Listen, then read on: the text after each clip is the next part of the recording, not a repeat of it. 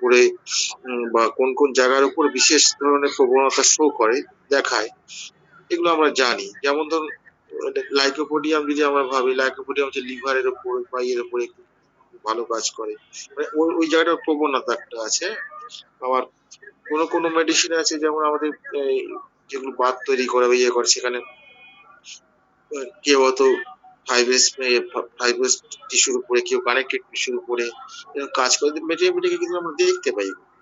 হ্যাঁ, এই যে বিভিন্ন ধরনের যে প্রবণতা বা অ্যাফিনিটি গুলো যেগুলো আছে, এই অ্যাফিনিটি গুলো কিন্তু এর সঙ্গে একটা মায়াজামের একটা সম্পর্ক আছে। এবং যদি একটু ওই ইয়েটা কি বলে ওই এমব্রায়োলজি, এমব্রায়োলজি যেমন আমরা সেই 3টে লেয়ার আমরা জানি সবাই, এবং 3টে লেয়ার থেকে আমাদের কিন্তু গোটা বডিটা তৈরি হয়েছে, এবং বিভিন্ন লেয়ার থেকে বিভিন্ন স্ট্রাকচার গুলো তৈরি হয়েছে। হ্যাঁ, এবং সেটা কোনো সময় ইন্ডিভিজুয়াল স্ট্রাকচারও আছে, কোনো সময় সেটা হচ্ছে মিশ্র স্ট্রাকচারও আছে, এটা তৈরি হয়েছে। যেমন এইখান থেকে একটা জিনিস বোঝা যায় যে ওই এমব্রায়োলজি থেকে যে যে স্ট্রাকচারটা তৈরি হয়েছে, সেই স্ট্রাকচার গুলোর উপরে কিন্তু মায়াজমের একটা বিশেষ অ্যাফিনিটি আছে। যেমন একটোডার্ম, এন্ডোডার্ম, মেসোডার্ম, এই যে ইয়েগুলো আছে, হ্যাঁ, এই প্রত্যেকটা লেয়ারের উপরে কিন্তু মায়াজমের একটা বিশেষ প্রক্রিয়া আছে। আমরা যদি একটু বৈনিগোসেনের শিক্ষাটাকে যদি একটু আমরা নেই, বৈনিগোসেন সিম্পটম কমপ্লিট করতে গিয়ে বলছেন যে লোকেশন, সেন্সেশন, মডালিটিস, কনফার্ম, এগুলো আপনারা জানেন সবাই। এগুলো প্রত্যেকেই আমাদের এখানে জানেন। ফলে ব্যাপার হচ্ছে যে এই যে লোকেশন, যেটা সেই লোকেশনটা আরো বেশি অর্থবহ হবে যদি আমি ওই আমাদের শরীরে এই কোন কোন লেয়ার থেকে কোনটা তৈরি হয়েছে এটা যদি একটু বুঝতে পারি। যেমন এখন যেমন ইয়েটা আলোচনা হচ্ছে, গাইনি অবসের আলোচনা হচ্ছে, তারপরে তার সঙ্গে এটাও মনে হয় একটা খুব সাহায্য হবে। একটু তুমি যদি একটু কষ্ট করে যদি এগুলো একটু পড়িয়ে দাও না, ওই এমব্রয়ডারি ইয়েটা, খুব ভালো হয়। বা আমি বলতে চাইছি যে লেয়ার গুলো থেকে অন্তত কি কি তৈরি হচ্ছে এইগুলো একটু যদি পড়ো, তাহলেও অনেকটা উপকার হবে আমার বলে মনে হচ্ছে। কারণ এখান থেকে একটা শিক্ষা আমরা পাবো যে এক থেকে আমরা বহু হয়েছি, অর্থাৎ আমরা জায়গোট থেকে এই যে বহু একটা মাল্টিপল বডিতে তৈরি হয়েছি, এটা কিন্তু একটা খুব ভাবনার বিষয়। কিন্তু এক থেকে বহুতে হয়েছে। আর আমরা হোমিওপ্যাথি ওষুধের ক্ষেত্রে কি করি, বহু থেকে একে আসি। তার মানে বহু সিমটমকে আমরা নিলাম, নিয়ে সেখান থেকে ইভালুয়েশন করতে করতে, ইভেন মায়াজমেটিক ইভালুয়েশন করতে করতে আমরা একটা ওষুধে চলে আসি। এই যে মানে এক মানে বহু থেকে একে আসা, এটা তো ওষুধের ক্ষেত্রে তো এটা নিয়ম। সেই জন্য এই জায়গাটা যদি একটু পড়িয়ে দাও, খুব আমার মনে হয় দুনিয়ার ছেলেদের খুব উপকার হবে। হ্যাঁ, তা সেই জন্য তোমাকে আমি একটু আগে থেকে বলে রাখলাম, কারণ এটা তো হঠাৎ করে বললি সম্ভব নয়। কারণ এমব্রায়োলজি বিশাল ব্যাপার, সেই বিশাল ব্যাপারটা আমি আলোচনা করতে বলছি। আমি বলছি যে অ্যাকর্ডিং টু লেয়ার, লেয়ার অনুযায়ী মানে আর কি ওই কোনটা কোনটা একটা লেয়ার থেকে কি কি তৈরি হয়, নার্ভ টিস্যু থেকে তৈরি হয়, স্কিন থেকে তৈরি হয়, কার্ডিওভাস্কুলার সিস্টেম কোন লেয়ার থেকে তৈরি হয়, এইগুলো যদি আমরা একটু আলোচনা করি, ছেলেদের বায়োলজিটা বুঝতে খুব সুবিধা হয়ে যাবে। গ্ল্যান্ডুলার স্ট্রাকচার, যেমন গ্ল্যান্ডুলার স্ট্রাকচারের ক্ষেত্রে সেখানে কি হবে, সেখানে সিপ্লিসের অ্যাফিনিটি বেশি। কোন গ্ল্যান্ডুলার স্ট্রাকচার ডিজিজ দিয়ে আমরা ভাবি, সেখানে সিপ্লিসের কথাটা আগে ভাবো। অবশ্যই দেখে নেবো উপস্থিত আছে না আছে, এটাই হচ্ছে অনুরোধ আর কি। আমি কি বোঝাতে পেরেছি?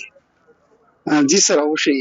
তবে আজকে হয়তো বা সম্ভব হবে না স্যার, কারণ আজকে একেবারেই মানে বেসিক জিনিসটা একটু আমি করবো হয়তো বা নেক্সট ক্লাসে। আমি এটা আপনি যেটা বললেন স্যার এমব্রায়োলজির, আমি তো আসলে স্যার এমব্রায়োলজি আজকে করেও নাই।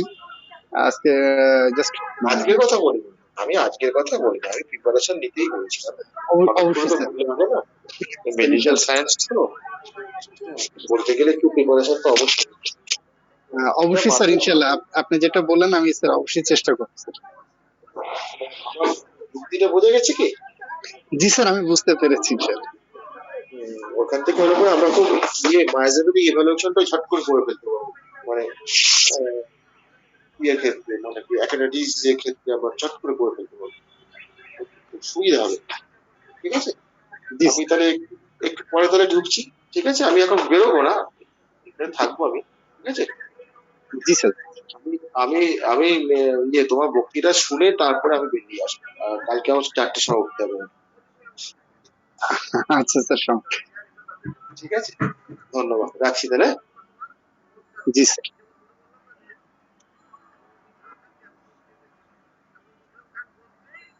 আমরা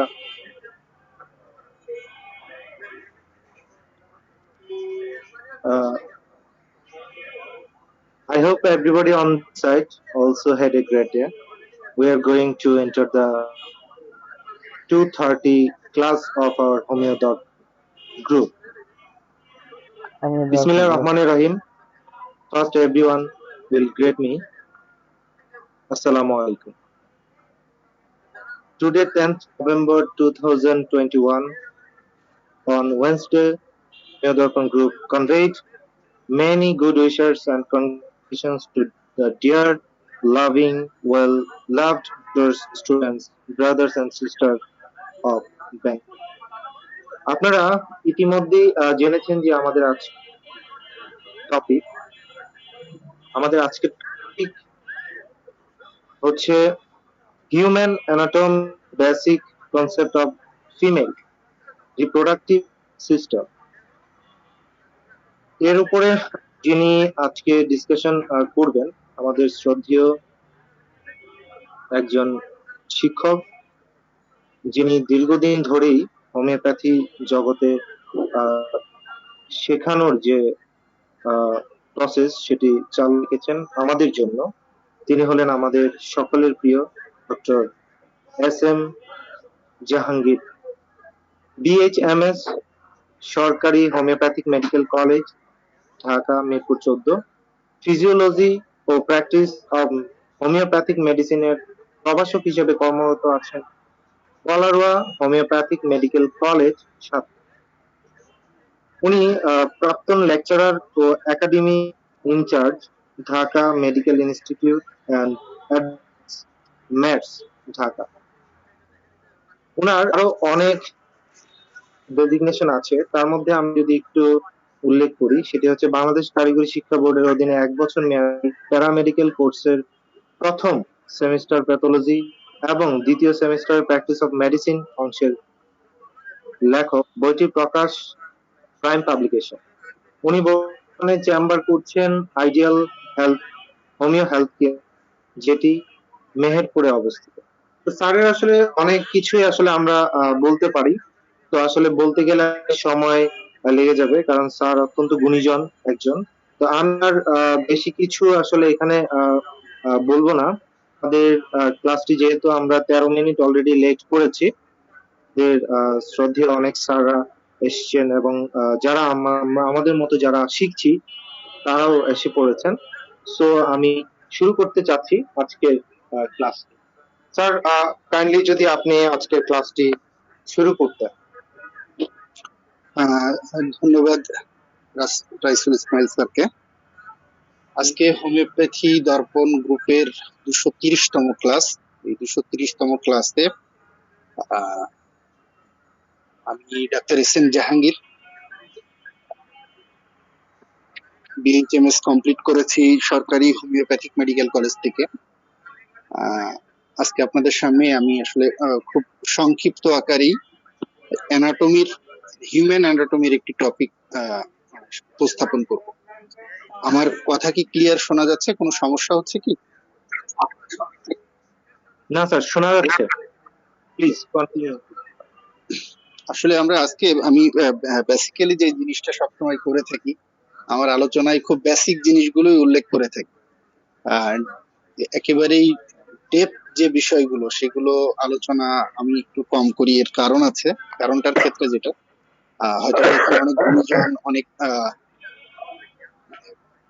অনেক জানা ব্যক্তি এখানে উপস্থিত আছেন, কিন্তু আসলে হোমিওপ্যাথি শিক্ষা ব্যবস্থার ক্ষেত্রে বাংলাদেশের প্রেক্ষাপটে আসলে যে জিনিসগুলো আমার কাছে মনে হয়, যেহেতু আমি একটি হোমিওপ্যাথিক ডিপ্লোমা কলেজের শিক্ষক হিসেবে আছি, সেই জায়গাটির অভাব যেটি আমার কাছে মনে হয়, এবং প্র্যাকটিস লাইফে অন্যান্য ডাক্তারদের সাথে কথা বলে আমার কাছে যে বিষয়টি সব থেকে মানে খুব কষ্টের বিষয়, আমরা একেবারেই খুব বেসিক যে জিনিসগুলো, কনসেপ্ট গুলো আমাদের জানা থাকে না।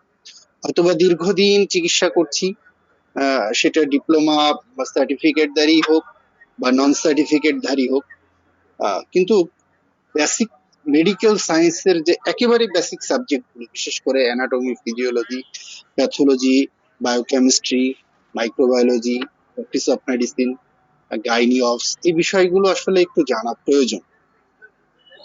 আহ, আসলে তার উপরেও যে একেবারে বেসিক যে সাবজেক্টটি আমরা বলে থাকি, আমরা যেহেতু মানুষ নিয়ে পড়ি, মানুষের ডাক্তারি করি, মানুষকে ঔষধ দিই, সেই মানুষটি সম্পর্কে আসলে আমাদের জানা একান্ত প্রয়োজন। যদি ওই মানুষটির কোথায় কি আছে, কোন অঙ্গের কি কাজ, সেটি যদি আমাদের আসলে জানা না থাকে, তাহলে চিকিৎসা ক্ষেত্রে আমার কাছে মনে হয় যে আমরা আসলে অন্ধের হাতি দেখার মতোই অবস্থা হয়। আমি বরাবরই আমার আসলে কথার শুরুতে আমাদের প্যাথির কিছু সীমাবদ্ধতা বলি, বা আমাদের ব্যক্তি কেন্দ্রিক কিছু সীমাবদ্ধতা বলি। এই কিছু বিষয় নিয়ে আমি আসলে ক্লাসটি শুরু করি। এর কারণটি হয়তোবা অনেকেই অন্যভাবে দেখতে পারেন, কিন্তু আমি একটু পজিটিভ, যদিও আমি আমার কথাগুলো নেগেটিভ, কিন্তু আমি একটু পজিটিভ ভাবে এই কথাগুলো বলার চেষ্টা করি, কারণ এই নেগেটিভ থেকেই পজিটিভটা আসা আসা প্রয়োজন আমাদের মাঝে। এটির কারণ হচ্ছে, দেখেন, অনেক সময় আমাদের যে ডিজিজ গুলো হয়, যদিও আমাদের অর্গান অফ মেডিসিনে কিন্তু হ্যানিম্যান বলে গেছেন নলেজ অফ ডিজিজ, আসলে এই নলেজ অফ ডিজিজের ব্যাখ্যাটি বিভিন্ন ভাবে বিভিন্ন মনীষী দিয়ে গেছেন। আহ কিন্তু প্যাথোলজির যে বিষয়গুলো জানতে গেলে আপনি অবশ্যই তার ফিজিওলজি জানা প্রয়োজন, মানে দ্যাট মিনস নর্মাল ফাংশন জানা প্রয়োজন, তাহলেই কিন্তু আপনি অ্যাবনর্মাল ফাংশন বুঝতে পারবেন। এবং নর্মাল ফাংশন যে অর্গানটিতে করে, সেই অর্গানটি কোথায়, সেটিও কিন্তু আপনার জানা প্রয়োজন। আহ এটি যদি আমরা আসলে না জানি, তাহলে আমাদের হোমিওপ্যাথির যে বিশেষত্ব, যে বিষয়টি নিয়ে আসলে হোমিওপ্যাথি আজও মাথা উঁচু করে দাঁড়িয়ে আছে, সেই পিকিউআরএস সিমটম বের করা কিন্তু কঠিন। ডাক্তার এসপি দে স্যারের হোমিও সাথী বইয়ের একটি জায়গায় আমি পড়েছিলাম যে আসলে আমাদের কলেজগুলোতে যে প্র্যাকটিস অফ মেডিসিন পড়ানো হয়, সেই প্র্যাকটিস অফ মেডিসিন আসলে তদানীন্তন সময়ের, বা যেটা অ্যালোপ্যাথির ভাষা বলা হয়, মডার্ন মেডিকেল সায়েন্সের প্র্যাকটিস অফ বা প্যাথোলজি, হোমিওপ্যাথি বেস। যদিও আমাদের হোমিওপ্যাথিক কলেজগুলোর সাবজেক্টের নাম থাকে homeopathy practice of medicine, but আসলে হোমিওপ্যাথি পয়েন্ট অফ ভিউ থেকে ওই জায়গাটি আমরা কিন্তু আসলে বলতে পারি না, বা আমাদের শিক্ষার্থী বা আমরাও নিজেরাও শিখতে পারি না। কারণ আপনি যদি নর্মাল জিনিসটা না বুঝেন, ওই ডিজিজের নর্মাল সিমটমটা কি, তাহলে কিন্তু আপনি অ্যাবনর্মাল বা পিকুলিয়ার সিমটম বা আনকমন সিমটম আপনার পক্ষে আইডেন্টিফাই করা বা আমার পক্ষে আইডেন্টিফাই করা কিন্তু সম্ভব হবে না। সেই ক্ষেত্রে আসলে আমরা চিকিৎসা ক্ষেত্রে সবসময় ফেইল হয়ে থাকি। আসলে এই ইন্ট্রোডাক্টরি বেশ কিছু নেগেটিভ কথা বলার পরেই পজিটিভ কথা যেটা বলি, সেটি হচ্ছে যে আমাদের এই জিনিসগুলো যদি একটু আমরা জানি, আজকে বিভিন্ন গ্রুপ, হোমিও দর্পণ সহ অনেক গ্রুপ পরিচালিত হচ্ছে, প্রত্যেকটি গ্রুপেই আলোচনা হয়, আহ সেখানে সবাই সুন্দর আলোচনা করেন। আহ এই জায়গাটি থেকে আমরা অবশ্যই নিজেদেরকে গড়ে তুলবো, শুধু শুনে লাভ নেই। আমরা অবশ্যই বইগুলো, বিশেষ করে বেসিক মেডিকেল সায়েন্সের বইগুলো কিনবো, পড়ার চেষ্টা করব। সেটা আমরা হয়তোবা দীর্ঘদিন প্র্যাকটিস করি, আমরা অনেক রোগী হয় আমাদের, কিন্তু আমরা বেসিক মেডিকেল সায়েন্স সম্পর্কে জানি না।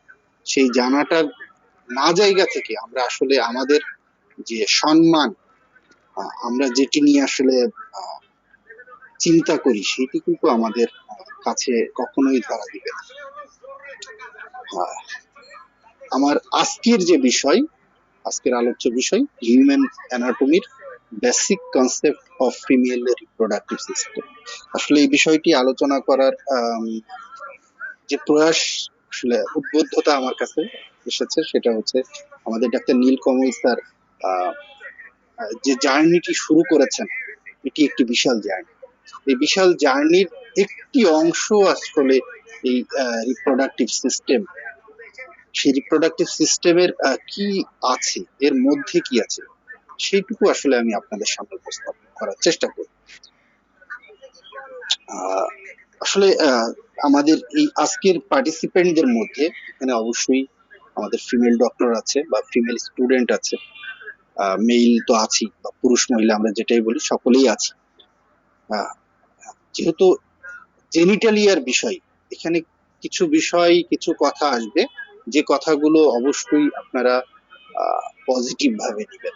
এটিকে অনেকেই হয়তো বা বলতে পারেন যে না, এই কথাটি এভাবে না বললেও, কিন্তু কিছু কথা থাকে মেডিকেল সায়েন্সে যেগুলো আসলে একটু পরিষ্কার করার জন্য অনেক সময় কিছু স্ল্যাগ ল্যাঙ্গুয়েজ ব্যবহার করা প্রয়োজন হতে পারে, সেই জন্য আমি প্রথমেই ক্ষমা চাই। আসলে রিপ্রোডাক্টিভ যে সিস্টেম, এই সিস্টেমের একটি অংশ হচ্ছে ফিমেল রিপ্রোডাক্টিভ সিস্টেম। দুটি, আমরা যেহেতু মানুষ দুই প্রকার, একটি হচ্ছে মেল বা পুরুষ, আর একটি হচ্ছে ফিমেল, যার জন্য এই রিপ্রোডাক্টিভ সিস্টেমও কিন্তু দুই প্রকার, একটি হচ্ছে মেল রিপ্রোডাক্টিভ সিস্টেম আর একটি হচ্ছে ফিমেল রিপ্রোডাক্টিভ সিস্টেম। এই দুটি রিপ্রোডাক্টিভ সিস্টেমের মধ্যে আজকের আলোচ্য বিষয় হচ্ছে ফিমেল রিপ্রোডাক্টিভ সিস্টেম। আপনারা স্ক্রিনে দেখতে পাচ্ছেন যে ফিমেল রিপ্রোডাক্টিভ সিস্টেম আসলে কি বা কাকে। The female reproductive system is made up of the internal and external sex organ that functions in reproduction of the new offspring. আমি আসলে আমার একেবারেই যেভাবে ক্লাসগুলো নিয়ে থাকি, ইংরেজিতে স্লাইড গুলো আছে, আমি চেষ্টা করব বাংলাতে যত সম্ভব বুঝিয়ে দেওয়ার। তাহলে ফিমেল রিপ্রোডাক্টিভ সিস্টেমটা আসলে তৈরি হয় কি, এর কিছু ইন্টারনাল অর্গান থাকে এবং কিছু এক্সটার্নাল অর্গান থাকে, এবং এর মূল ফাংশনটি হচ্ছে রিপ্রোডাকশন করা। একটি বিষয় হচ্ছে reproduction of new offspring, that means আপনার নতুন যে আগত সন্তান, এই সন্তানটি হচ্ছে রিপ্রোডাকশন। ঠিক আছে, এটিকে আনয়নের জন্য যে প্রক্রিয়া, যে অর্গানগুলো এটিকে আনয়নের জন্য, দ্যাট মিন্স আপনার একটি সন্তান আনয়নের জন্য যে অর্গানগুলো আপনাকে হেল্প করে, সেটি হচ্ছে রিপ্রোডাক্টিভ সিস্টেম। এর মধ্যে দুটি জিনিস, একটা হচ্ছে ইন্টারনাল, একটা হচ্ছে external. In humans the female reproductive system is immature. তাহলে ফিমেলদের ক্ষেত্রে এই রিপ্রোডাক্টিভ সিস্টেম কিন্তু ইম্যাচিউর থাকে, অপরিপক্ক থাকে। কখন? এট বার্থ, জন্মের সময়। তার মানে একটি মেয়ে যখন জন্মগ্রহণ করে তখন তার এই রিপ্রোডাক্টিভ সিস্টেম কিন্তু ইম্যাচিউর থাকে, ম্যাচিউর থাকে। এটা আসলে গ্র্যাজুয়ালি ডেভেলপ হয় and then develop to maturity at puberty. তার যখন বয়সন্ধি কাল আসে, এই বয়সন্ধি কালে তার এই অর্গানগুলো ধীরে ধীরে ম্যাচিউর হতে থাকে। এবং এই ম্যাচুরিটির ক্ষেত্রে আসলে গতকালকে একটি কথা একজন স্যার বলেছিলেন যে আসলে স্থান, কাল, পাত্র সকল কিছু কিন্তু এটির উপরে নির্ভর করে। কারণ আমাদের বাংলাদেশের যে এনভায়রনমেন্ট, সেই এনভায়রনমেন্টে একটি মেয়ের পিউবার্টি যে এজে আসছে, আমেরিকাতে কিন্তু সেই এজে আসে, অথবা আফ্রিকাতে কিন্তু সেই এজে আসে। এটিও কিন্তু একটি ভ্যারিয়েবল একটি বিষয়। একটু লক্ষ্য করলেই হয়তোবা আমরা বুঝতে পারবো যে যারা এখানে প্রবীণ চিকিৎসক আছেন, আমার চেয়ে হয়তোবা তারা আরো বেশি মানে এই বিষয়টি ওয়াকিবহাল আছেন। আজ থেকে 20, 25 বা 30 বছর আগে একটি মেয়ের পিউবার্টি, বা যেটাকে আমরা মাসিক শুরু, এনার্কি বলা হয় এবং মেডিকেল টার্মে, এটি শুরু হতো সাধারণত 15-16 বছর বয়সে। ঠিক আছে, বা 14 থেকে শুরু। কিন্তু এটি দেখেন, আমরা প্র্যাকটিস লাইফে এসে বুঝছি যে এটি এখন অনেক এগিয়ে এসেছে 9 থেকে 12 বছরের। যদিও বইয়ে বিভিন্ন যেটা আমরা রেফারেন্স বুক বলি, সেই রেফারেন্স বুকে 12 থেকে 14 কথা বলা আছে, কিন্তু বাংলাদেশের প্রেক্ষাপটে আমরা প্র্যাকটিস করতে যে অনেক ক্ষেত্রে দেখেছি যে 9 থেকে 11 বছর বা সর্বোচ্চ 12 বছরের মধ্যেই আমাদের এই পিউবার্টিটা চলে আসছে মেয়েদের ক্ষেত্রে। ঠিক আছে, তাহলে এটি কিন্তু এই যে বললাম, একটি দেশ, একটি স্থান বা সেই সেই জায়গাকার এনভায়রনমেন্টের উপরেও কিন্তু নির্ভর করে। আচ্ছা, তাহলে দেখেন আমরা কি বললাম যে in human the female reproductive system is immature at birth and develops to maturity at puberty to be able to produce gamete। তার মানে কি, এই পিউবার্টি যখন আসছে তখন সে গ্যামেট প্রডিউস করতেছে, এবং এবং তার আসলে আলটিমেটলি গোল কি, একটি মেয়ের জীবনের লাস্ট গোলটা কি হতে পারে, আমার কাছে কি আশা হতে পারবে, একটি মেয়ের জীবনের কি আশা, and to carry a fetus। আসলে প্রত্যেক মেয়েই তার মাতৃত্বের স্বাদ গ্রহণ করতে চায়, যার জন্য কি বলছি, and to carry a fetus to full term। এই যে কথাটি উল্লেখ আছে, ফুল টার্ম, কারণ ফুল টার্ম যদি না হয়, দ্যাট মিন্স অ্যাবর্শন যদি হয়ে যায়, তাহলে কি সে মাতৃত্বের স্বাদ গ্রহণ করতে পারছে? কিন্তু নয়। তাহলে সে একটি ফুল টার্ম বেবি গ্রহণ করে, মানে ক্যারি করে, পরবর্তীতে ডেলিভারির মাধ্যমে ওই যে নিউ অফস্প্রিং বলা হচ্ছে, প্রোডাকশন অফ নিউ অফস্প্রিং, মানে একটি সন্তান উৎপাদনের যে প্রয়াস গ্রহণ করা হচ্ছে, এটি হচ্ছে রিপ্রোডাক্টিভ সিস্টেম। তাহলে আমরা প্রথমেই বলেছি দুটি জায়গা, একটি হচ্ছে ইন্টারনাল আর এক্সটার্নাল। তাহলে দেখেন, the internal sex organ are the vagina, uterus, fallopian tube and ovary. এই চারটি জিনিস একটি মেয়ের ইন্টারনাল অর্গান, ভিতরে থাকে। এবং এক্সটার্নাল কি থাকছে? The external sex organ are also known as genitalias. মানে আমরা এক্সটার্নাল অর্গানকে, এক্সটার্নাল সেক্স অর্গান, সেটা ছেলে এবং মেয়ে উভয়ের ক্ষেত্রে আমরা জেনিটালিয়াস বলছি। আচ্ছা, এবং মেয়েদের ক্ষেত্রে কি আছে? And this are the organs of vulva. এটাকে আমরা ভালভা নামে উল্লেখ করি, বা পিউডেন্ডালও বলা হয়। এই ভালভা বা পিউডেন্ডাল, এই আর মধ্যে কি আছে? লেবিয়া। লেবিয়ার মধ্যে আবার দুটি ভাগ, একটা হচ্ছে লেবিয়া মেজোরা, লেবিয়া মাইনর। ক্লিটোরিস এবং ভ্যাজাইনাল ওপেনিং। ঠিক আছে, ভ্যাজাইনাল ওপেনিং এর মধ্যে আবার বার্থোলাইন গ্ল্যান্ড নামে একটি ছোট গ্ল্যান্ড আছে, যেটিও এক্সটার্নাল ফিমেল জেনিটাল অর্গানের মধ্যেও পড়ে। একটু আমরা ছবিটি দেখব। ছবিটি দেখলে বোঝার চেষ্টা করি। আমি যে কথাগুলো বললাম, এই কথাগুলোর সাথে ছবিটি আসলে একটু মেলানোর চেষ্টা করি। দেখেন, এটি একটি মেয়ের জেনিটাল অর্গান গুলো, ইন্টারনাল এবং এক্সটার্নাল। আমার কার্সারটি যদি একটু খেয়াল করেন, তাহলে দেখেন, এই যে এক্সটার্নাল মানে তো সকলেই বুঝি যে বাইরের। ঠিক আছে, বাইরের যে অঙ্গগুলো আছে, সেই অঙ্গগুলোর মধ্যে দেখেন, আমরা বললাম labia minora, labia majora, clitoris, mons pubis এবং ইউরেথ্রাল ওপেনিং। এগুলো, এই যে ইউরেথ্রাল ওপেনিং চলে আসলো এখান থেকে। এখন চলে আসছে কি, দেখেন ভিতরে চলে আসছে আমাদের এই যে জরায়ুটা। এই জরায়ুর সামনে এবং পিছনে একটা জিনিস খেয়াল করতে হবে, ফিমেলদের তিনটি ওপেনিং খুব কাছাকাছি। একটি হচ্ছে ইউরেথ্রাল ওপেনিং, ভ্যাজাইনাল ওপেনিং এবং যেটা অ্যানাল ক্যানেল বা অ্যানাস। এই তিনটি জায়গা কিন্তু খুব কাছাকাছি। এবং জরায়ুর সামনে থাকে হচ্ছে ইউরিনারি ব্লাডার। আপনারা একটু খেয়াল করে দেখেন, ছবিতে কিন্তু খুব সুন্দরভাবে লেখা আছে ইউরিনারি ব্লাডার। এরপরেই হচ্ছে আমাদের জরায়ুটা, এর পরে আসছে আমাদের রেকটামের যে অংশটুকু, রেকটামের পরেই আছে অ্যানাল ক্যানেল বা অ্যানাস। ঠিক আছে, এই হচ্ছে আমাদের একটু অর্গানগুলোর ভিতরে অবস্থা। তাহলে আমরা কিন্তু পার্টস গুলো অলরেডি বলে ফেলেছি। তারপরে আমরা একটু ছবির মাধ্যমে একটু দেখি এক্সটার্নাল জেনিটাল অর্গান। আমি আসলে খুব সংক্ষিপ্ত আলোচনা করব আজকে।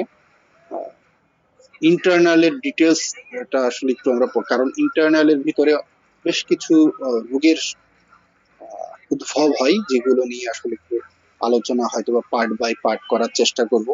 এর সাথে আমাদের অমরনাথ স্যার যেটি বললেন, যে এমব্রায়োলজির বিষয়টি, এটির সাথে আসলে হোমিওপ্যাথির একটি, এমব্রায়োলজির সাথে হোমিওপ্যাথির একটি খুব মানে ব্যাপক সম্পর্ক আছে। কারণ ন্যাচারাল একটি বিষয়, হোমিওপ্যাথিকে ন্যাচারাল সায়েন্স বলা হয়।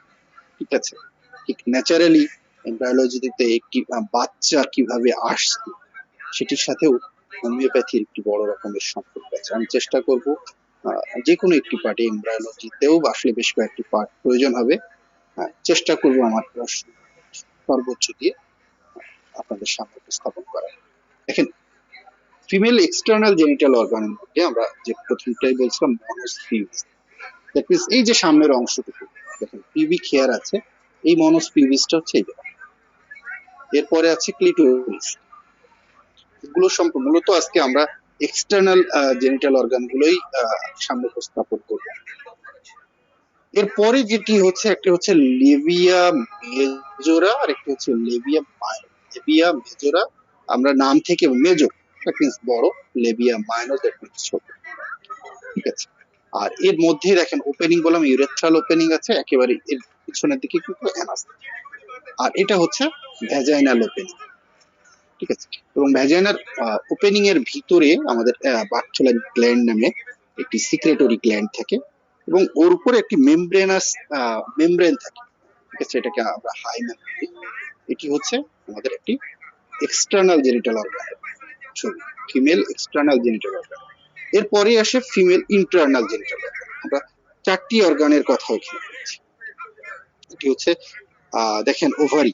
এই ওভারিটা আসলে আমরা সকলেই জানি, কারণ ওভারি রিলেটেড ডিজিজ গুলো নিয়ে কিন্তু আমাদের পেশেন্ট খুব বেশি আসে, বিশেষ করে ওভারিয়ান সিস্ট। যারা ইনফার্টিলিটিতে ভুগছেন, এই ইনফার্টিলিটি কেসের বেশিরভাগ পেশেন্টের কিন্তু এই ওভারিয়ান সিস্ট। এবং সব থেকে একটি ডিজিজ আছে যেটাকে আমরা বলি পলিসিস্টিক ওভারিয়ান সিনড্রোম বা পলিসিস্টিক ওভারিয়ান।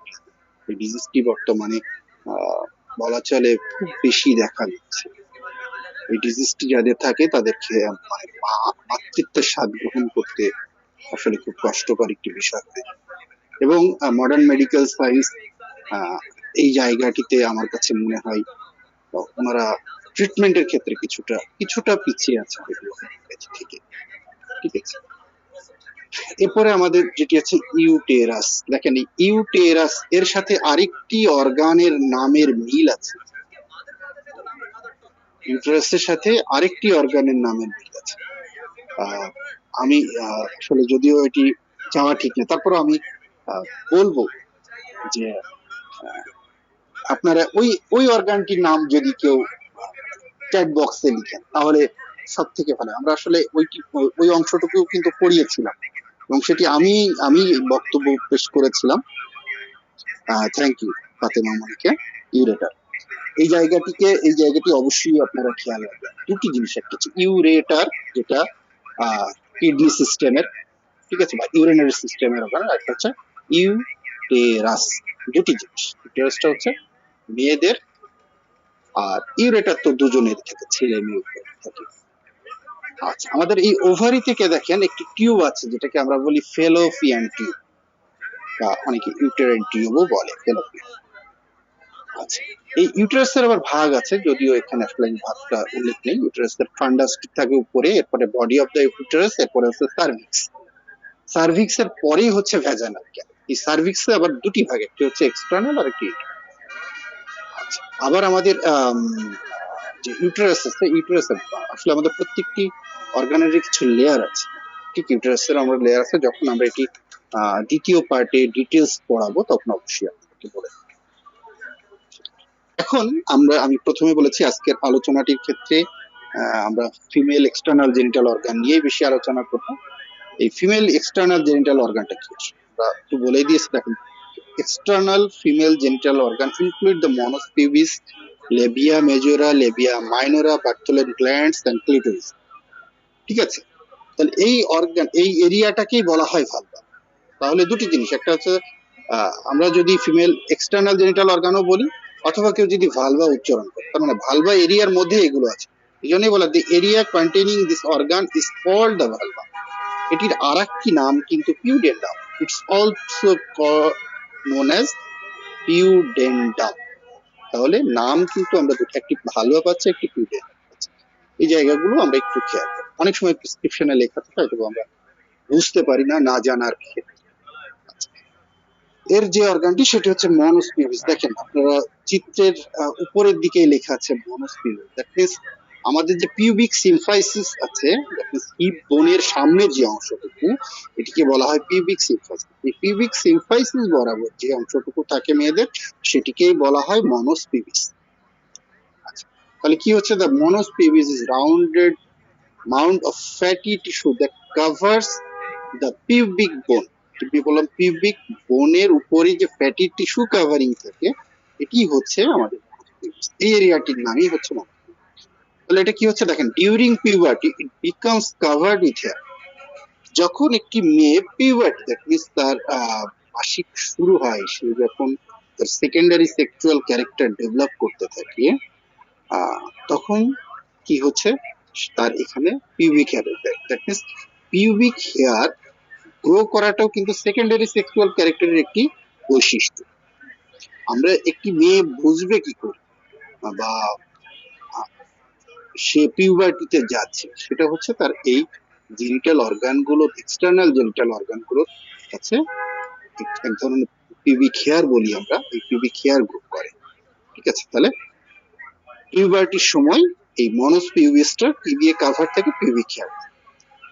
আচ্ছা, এছাড়াও মনস পিউবিস কি দেখেন, mons pubis contains oil secreting, যেটাকে আমরা sebaceous gland, oil secreting glands that release substance that are involving in sexual attraction.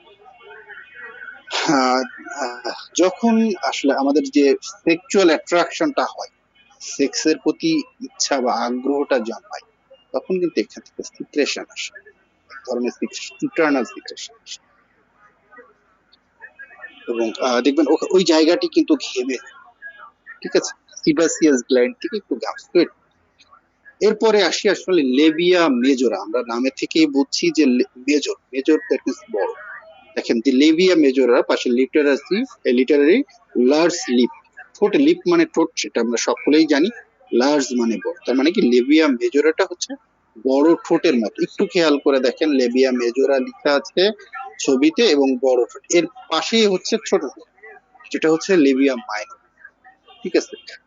A relatively large fleshy fold of tissue that enclose and protect the other external genital organ। তার মানে কি এটি কি করছে, অন্য genital organ, তার মানে কি লেবিয়া মেজরার কিন্তু একটি বড় কাজ অন্য এক্সটার্নাল জেনিটাল অর্গানকে প্রোটেক্ট করে। আচ্ছা, তাহলে কি হচ্ছে, এই যে লেবিয়া মেজরাটা, এটির সাথে ছেলেদের এক্সটার্নাল জেনিটাল অর্গানের একটি অর্গানের সাথে আমরা কম্পেয়ার করতে পারি বা মিল খুঁজে পাই, ঠিক আছে। দেখেন এখানে কিন্তু আমরা লিখে দিচ্ছি, দে আর কম্পেয়ারেবল টু দ্য স্ক্রুটাম ইন মেলস। ছেলেদের যেমন স্ক্রুটাম থেকে এই লেবিয়া মেজরা এবং ছেলেদের এটিকে মানে একই প্রকারের ধরা হয়। এবং এই লেবিয়া মেজরাতে কি থাকতে পারে, the labia majora contains sweat and sebaceous gland, ঠিক আছে। এখানে দেখেন আমরা ওই মনোস পিউবিসেও কিন্তু বলেছিলাম এক ধরনের গ্ল্যান্ড আছে, সেবাসিয়াস গ্ল্যান্ড আছে। আচ্ছা, সেটা কি করে, হুইচ প্রডিউস লুব্রিকেটিং সিক্রেশন। এটি লুব্রিকেট, দ্যাট মিন্স লুব্রিকেশন তো সকলেই হয়তো বুঝি, এক ধরনের পিচ্ছিল পদার্থ সিক্রেশন করে, যেটি সাধারণত আমরা বললাম তার যখন সেক্সুয়াল অ্যাট্রাকশন হয়, ঠিক আছে। একটি মেয়ের যখন যৌন আকাঙ্ক্ষা তৈরি হয়, এই জায়গাটি কিন্তু থেকে ওই লুব্রিকেশনটা secretion during puberty hair appears on the leave. এটি আসলে আমরা মনোস পিউবিসের ক্ষেত্রেও বলেছি, যখন একটি মেয়ে তার পিউবার্টি বা বয়ঃসন্ধিকাল আসতে থাকে, তখন এখানে এক ধরনের কেশ বা চুল গজাতে থাকে। এরপরই আমরা আসবো, সরি, লেবিয়া মাইনর। জাস্ট আমরা বললাম যে একটি হচ্ছে বড় ঠোঁট আর একটি হচ্ছে ছোট ঠোঁট। তাহলে লেবিয়া মাইনোরা কি, দেখেন literally small lips can be very small up to 2 inch wide. আপনারা ছবিতে দেখলে অবশ্যই বুঝছেন যে জাস্ট লেবিয়া মেজরের পাশেরটি হচ্ছে লেবিয়া, এটি সাধারণত 2 ইঞ্চি প্রশস্ত। The labia minora lie just inside the Libya major. আমরা আসলে কথা প্রসঙ্গ কিন্তু বারবার বলেই ফেলছি যে লেবিয়া মাইনোরাটাও জাস্ট লেবিয়া মেজরের ভিতরে, জাস্ট ইনসাইড, একেবারেই পরের যে অংশটুকু, এটি হচ্ছে Libya minor, and surrounds the opening to vagina and urethra। এবং এর মধ্যে কি থাকে, সারাউন্ড করে থাকে লেবিয়া মেজরার ভিতরে, লেবিয়া মেজরা দিয়ে সারাউন্ড ঘেরা থাকে কি কোনটা, দুটি অরিফিস, একটি হচ্ছে ভ্যাজাইনাল অরিফিস আর একটি হচ্ছে আমাদের ইউরেথ্রাল অরিফিস, এই দুটি। দেখেন এই লেবিয়া মেজরাটা, এই মাইনোরাটা আমাদের দেখতে কিন্তু পিঙ্ক কালারের মতো। কেন পিঙ্ক কালার হয়, যদি আমরা কখনো পার ভ্যাজাইনাল এক্সামিনেশন বলে, এই পার ভ্যাজাইনাল এক্সামিনেশন কিন্তু বেশ কিছু ডিজিজে করা প্রয়োজন হয়। আমাদের আসলে দুর্ভাগ্য যে আমরা এই পার ভ্যাজাইনাল এক্সামিনেশন অনেকেই পারি না। কেন প্রয়োজন, দেখেন একটি রোগের নাম আমরা আমাদের এই গ্রুপেই আলোচনা হয়েছে, যাদের দেখবেন যে কিছু মা এসে আমাদের সামনে কিছু জিনিস উপস্থাপন করে, বলে যে মনে হয় আমার কিছু যেন নেমে আসছে। দেখেন সিপিয়া লিলিয়াম ট্রিগের যে লক্ষণগুলো, পা ক্রস করে বসে থাকে, ইউটেরাইন প্রোলাপস বলা হয়, ঠিক আছে। প্রোলাপস মানে কোনো কিছু নেমে আসে। তাহলে তার ইউটেরাইন প্রোলাপস, এটি 1st degree, 2nd degree, 3rd degree আছে, সেটির উপরে ভ্যারি করে এই সেন্সেশন গুলো নির্ভর করে। তাহলে এই যে পারভেজানাল এক্সামিনেশন করতে গেলে আপনার এখানে এই যে কোনটা লেবিয়া মেজোরা, কোনটা লেবিয়া মাইনরা, আপনার কোনটা ভ্যাজাইনাল অরিফিস, কোনটা ইউরেথ্রাল অরিফিস, এটা তো আপনার জানা প্রয়োজন। ঠিক আছে, এখন এই জন্যই কথাগুলো বলছো, আমাদের আসলে অনেক ক্ষেত্রেই দুর্ভাগ্য যে আমাদের শিক্ষা ব্যবস্থার কারণে আমরা এই পারভেজানাল এক্সামিনেশন করতে পারি। পারভেজানাল এক্সামিনেশনের জন্য আরেকটি বড় জায়গা, সেটি হচ্ছে চাইল্ড বার্থের সময়। আপনার বাচ্চা যখন ডেলিভারি করে, এই বাচ্চা ডেলিভারির ক্ষেত্রেও কিন্তু পারভেজানাল এক্সামিনেশন করার প্রয়োজন। কারণ কি, আপনি কিভাবে বুঝবেন যে এটা এই যে অস ডাইলেট হচ্ছে, ঠিক আছে, প্রতি ঘন্টায় যখন তার ট্রু লেবার পেইন শুরু হচ্ছে তখন কিন্তু তার অস ডাইলেট হচ্ছে। তার মানে কি, আপনি কি উপর থেকে দেখে বুঝতে পারবেন যে অস কিভাবে ডাইলেট হচ্ছে? যদিও এই কাজটি আসলে ফিমেল ডক্টররা বা নার্সরা করে থাকে।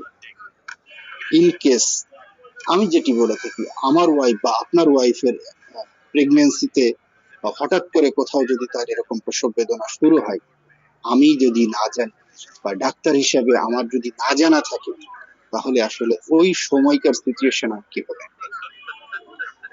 এটি কিন্তু আমার বা হোমিওপ্যাথ হিসেবে বা ডক্টর হিসেবে আমার জন্য কিন্তু একটি লজ্জার বিষয় যে আমি পারভেজানাল এক্সামিনেশন বুঝি না বা জানি না। যদিও আসলে এখন খুব পেরিফেরিতেও এই বিষয়গুলো আছে, আগে তো তাই ছিল, বাট এখন সবাই খুবই আত্মসচেতন, যার জন্য আমাদের দেশের বেশিরভাগ ক্ষেত্রেই এখন সিজারিয়ান সেকশনে চলে যাচ্ছে।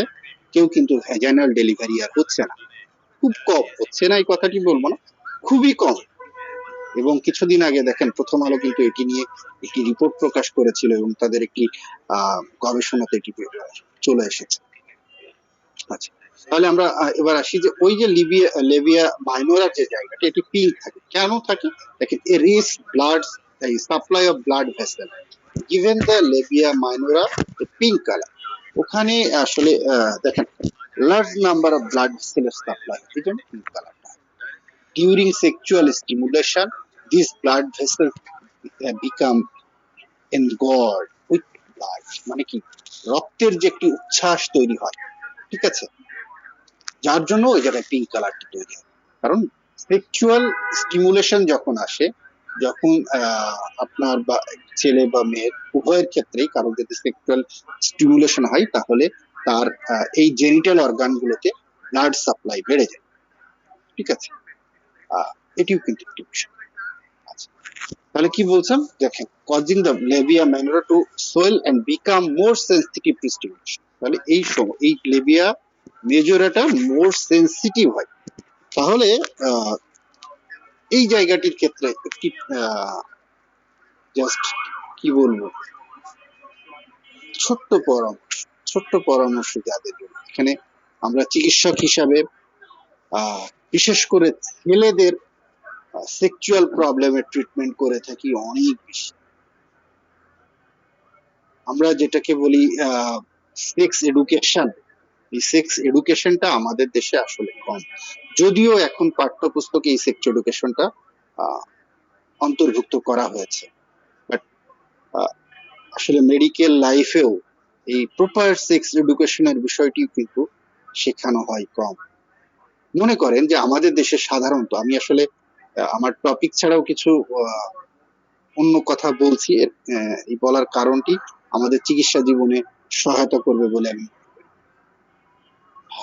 এখানে আরেকটি অর্গান আছে ক্লিটোরিস, সেটি আমরা পরে বলছি, পরে বলেই আমি আসলে এই সেক্স ডিজিজের কিছু বিষয় উল্লেখ করব, যেটাতে হয়তোবা ঔষধ ছাড়াও একটি পুরুষ মানুষকে তার কিছু সেক্স প্রবলেম থেকে ওভারকাম করানো সম্ভব। এরপরে আসছে বার্থোলাইন গ্ল্যান্ডস। আচ্ছা, বার্থোলাইন গ্ল্যান্ডস এর আগে আমি ক্লিটোরিসটা একটু বলি। দেখেন, আসলে ক্লিটোরিসটা হচ্ছে ফিমেল পেনিস, ক্লিটোরিসকে বলা হয় ফিমেল পেনিস। মেলে তো পেনিস থাকে যেটাকে লিঙ্গ বলা হয়, ঠিক ফিমেলেরও এই ক্লিটোরিসকে female penis.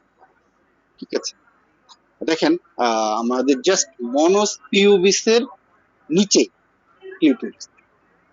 Clitoris located between the labia minora and their upper end. Labia মাইনোরার আপার উপরের শেষের দিক, উপরের শেষে is a small protrusion that corresponds to the penis in male.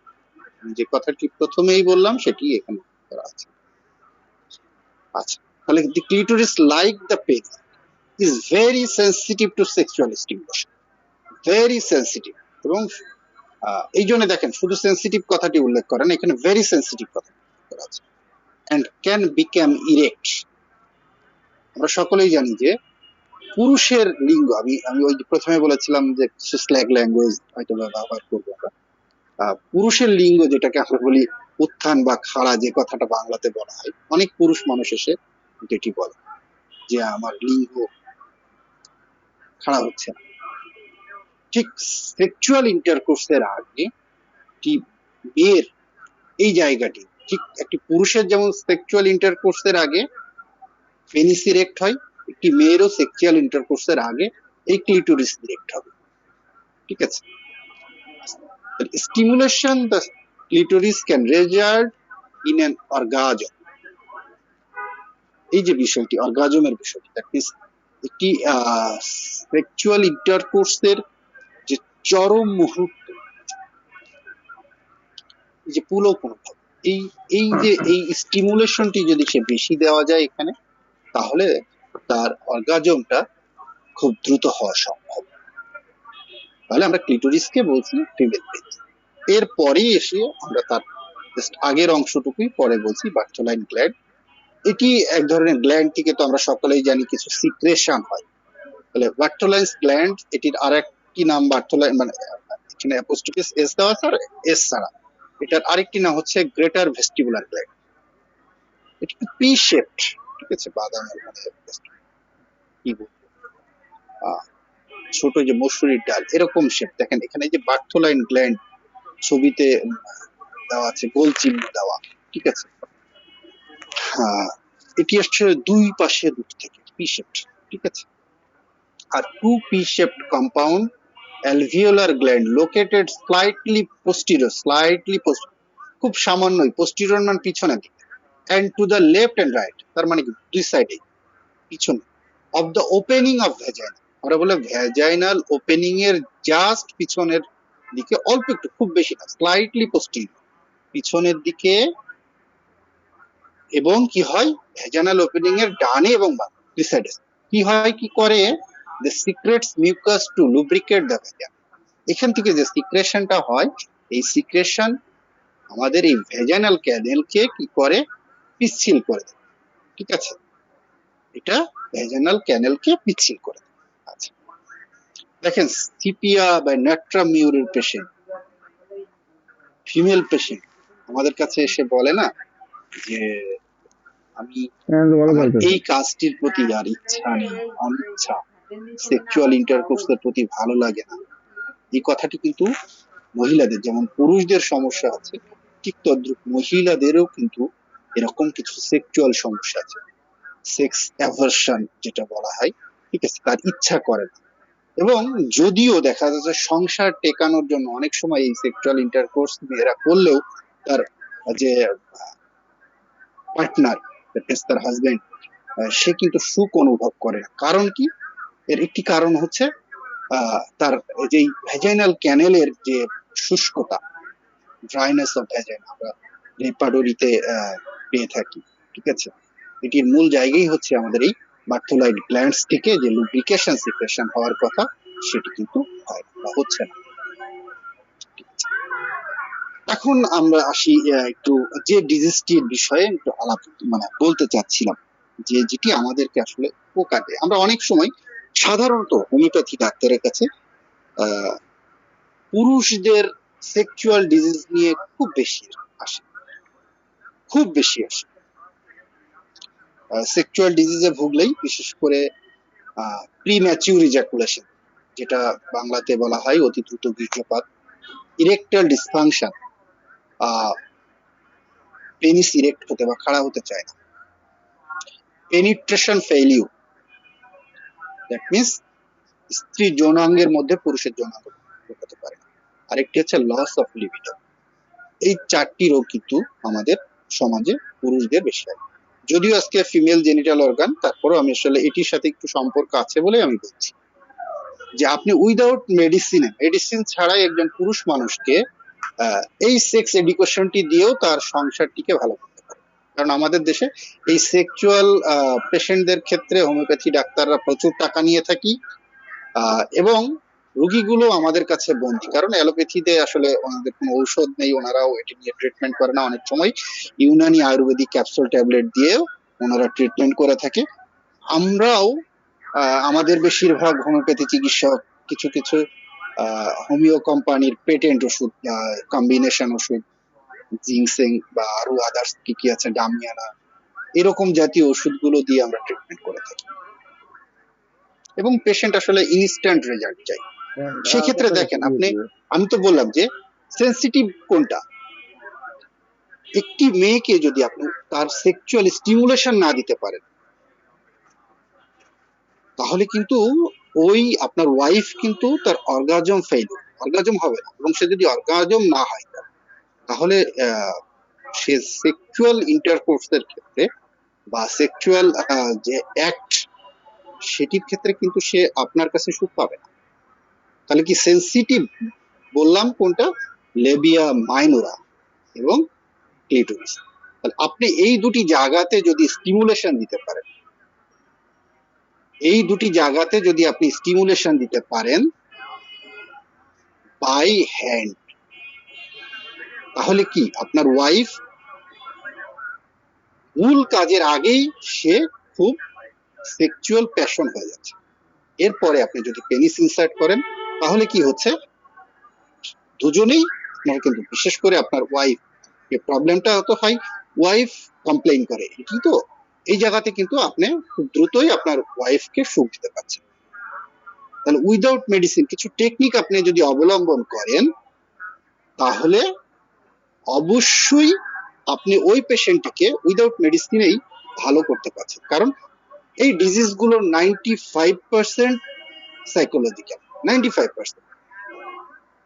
আমি গতকালকের একটি পেশেন্টের কথা দিয়েই বলবো কেন, যে পেশেন্টের বয়স 29, সে রিং ওয়ার্ম নিয়ে আমার কাছে এসেছে।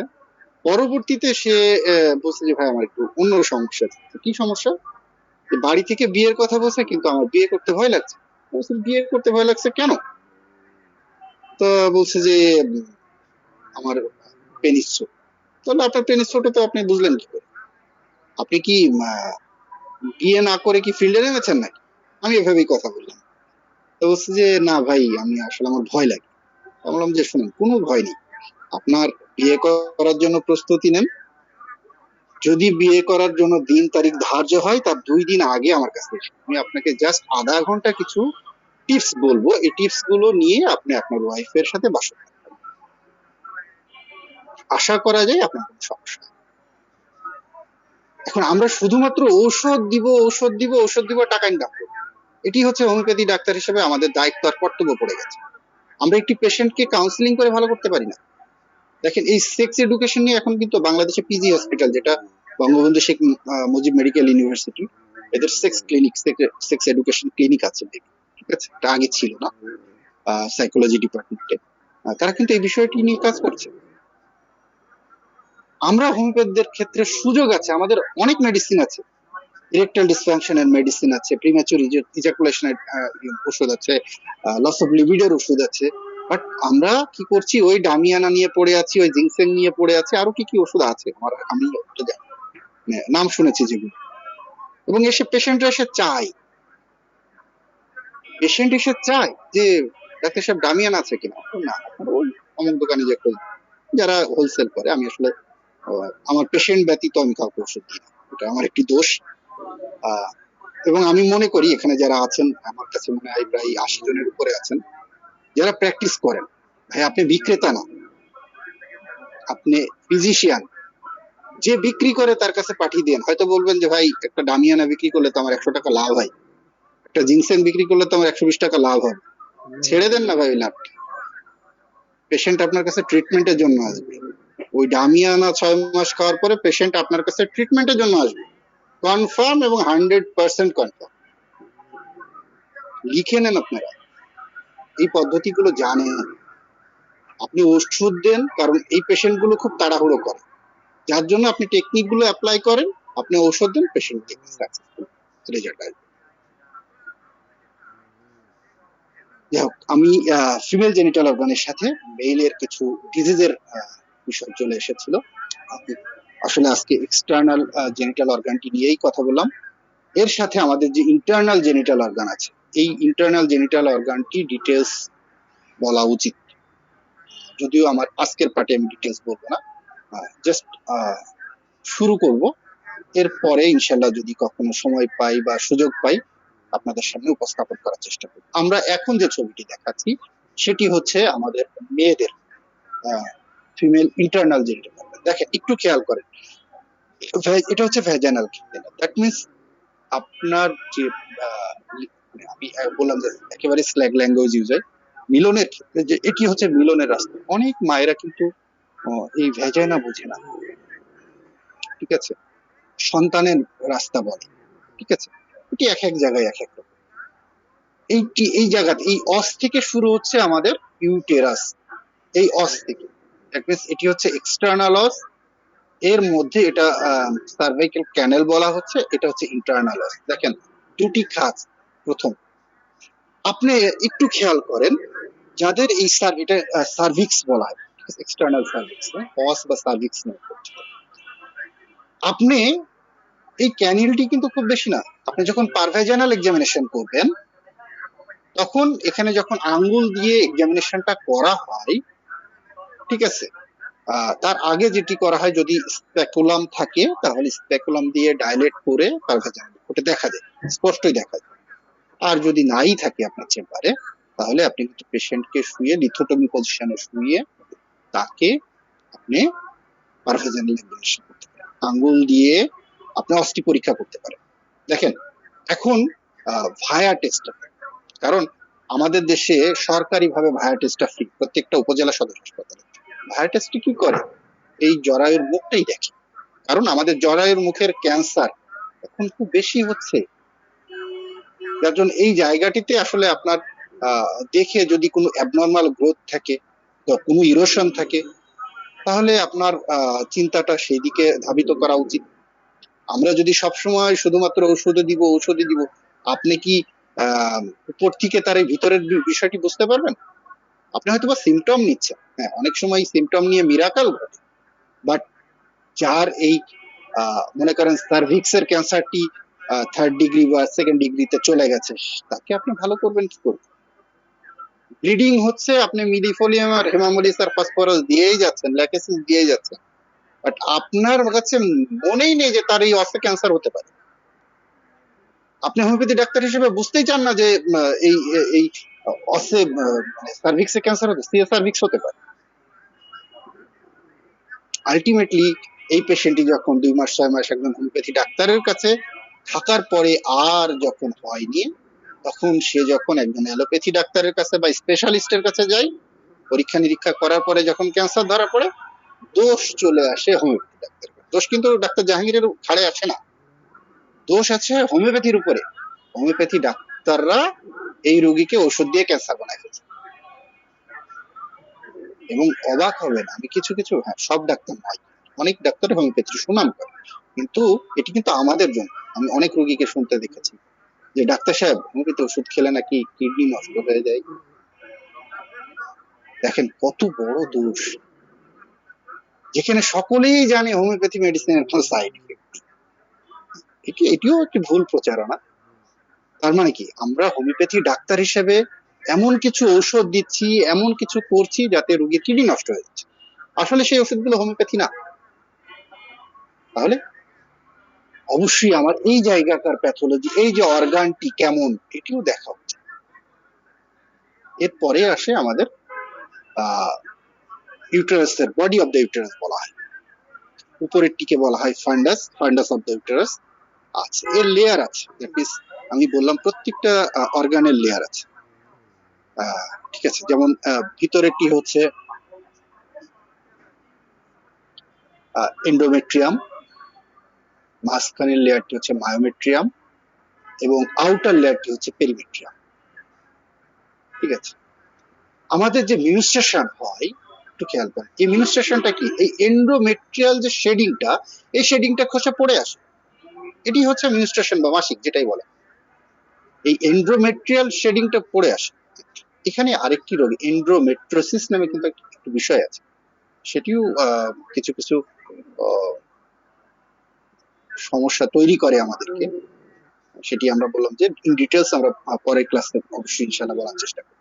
এরপরে যেটি দেখবেন যে আমাদের একটি নালী আছে এই ওভারির সাথে ইউটেরাইন বডিকে, ইউটেরাসের বডিকে কানেক্ট করছে, এটাকে বলা হয় ফেলোপিয়ান টিউব, এটিকে বলা হয় ফেলোপিয়ান টিউব।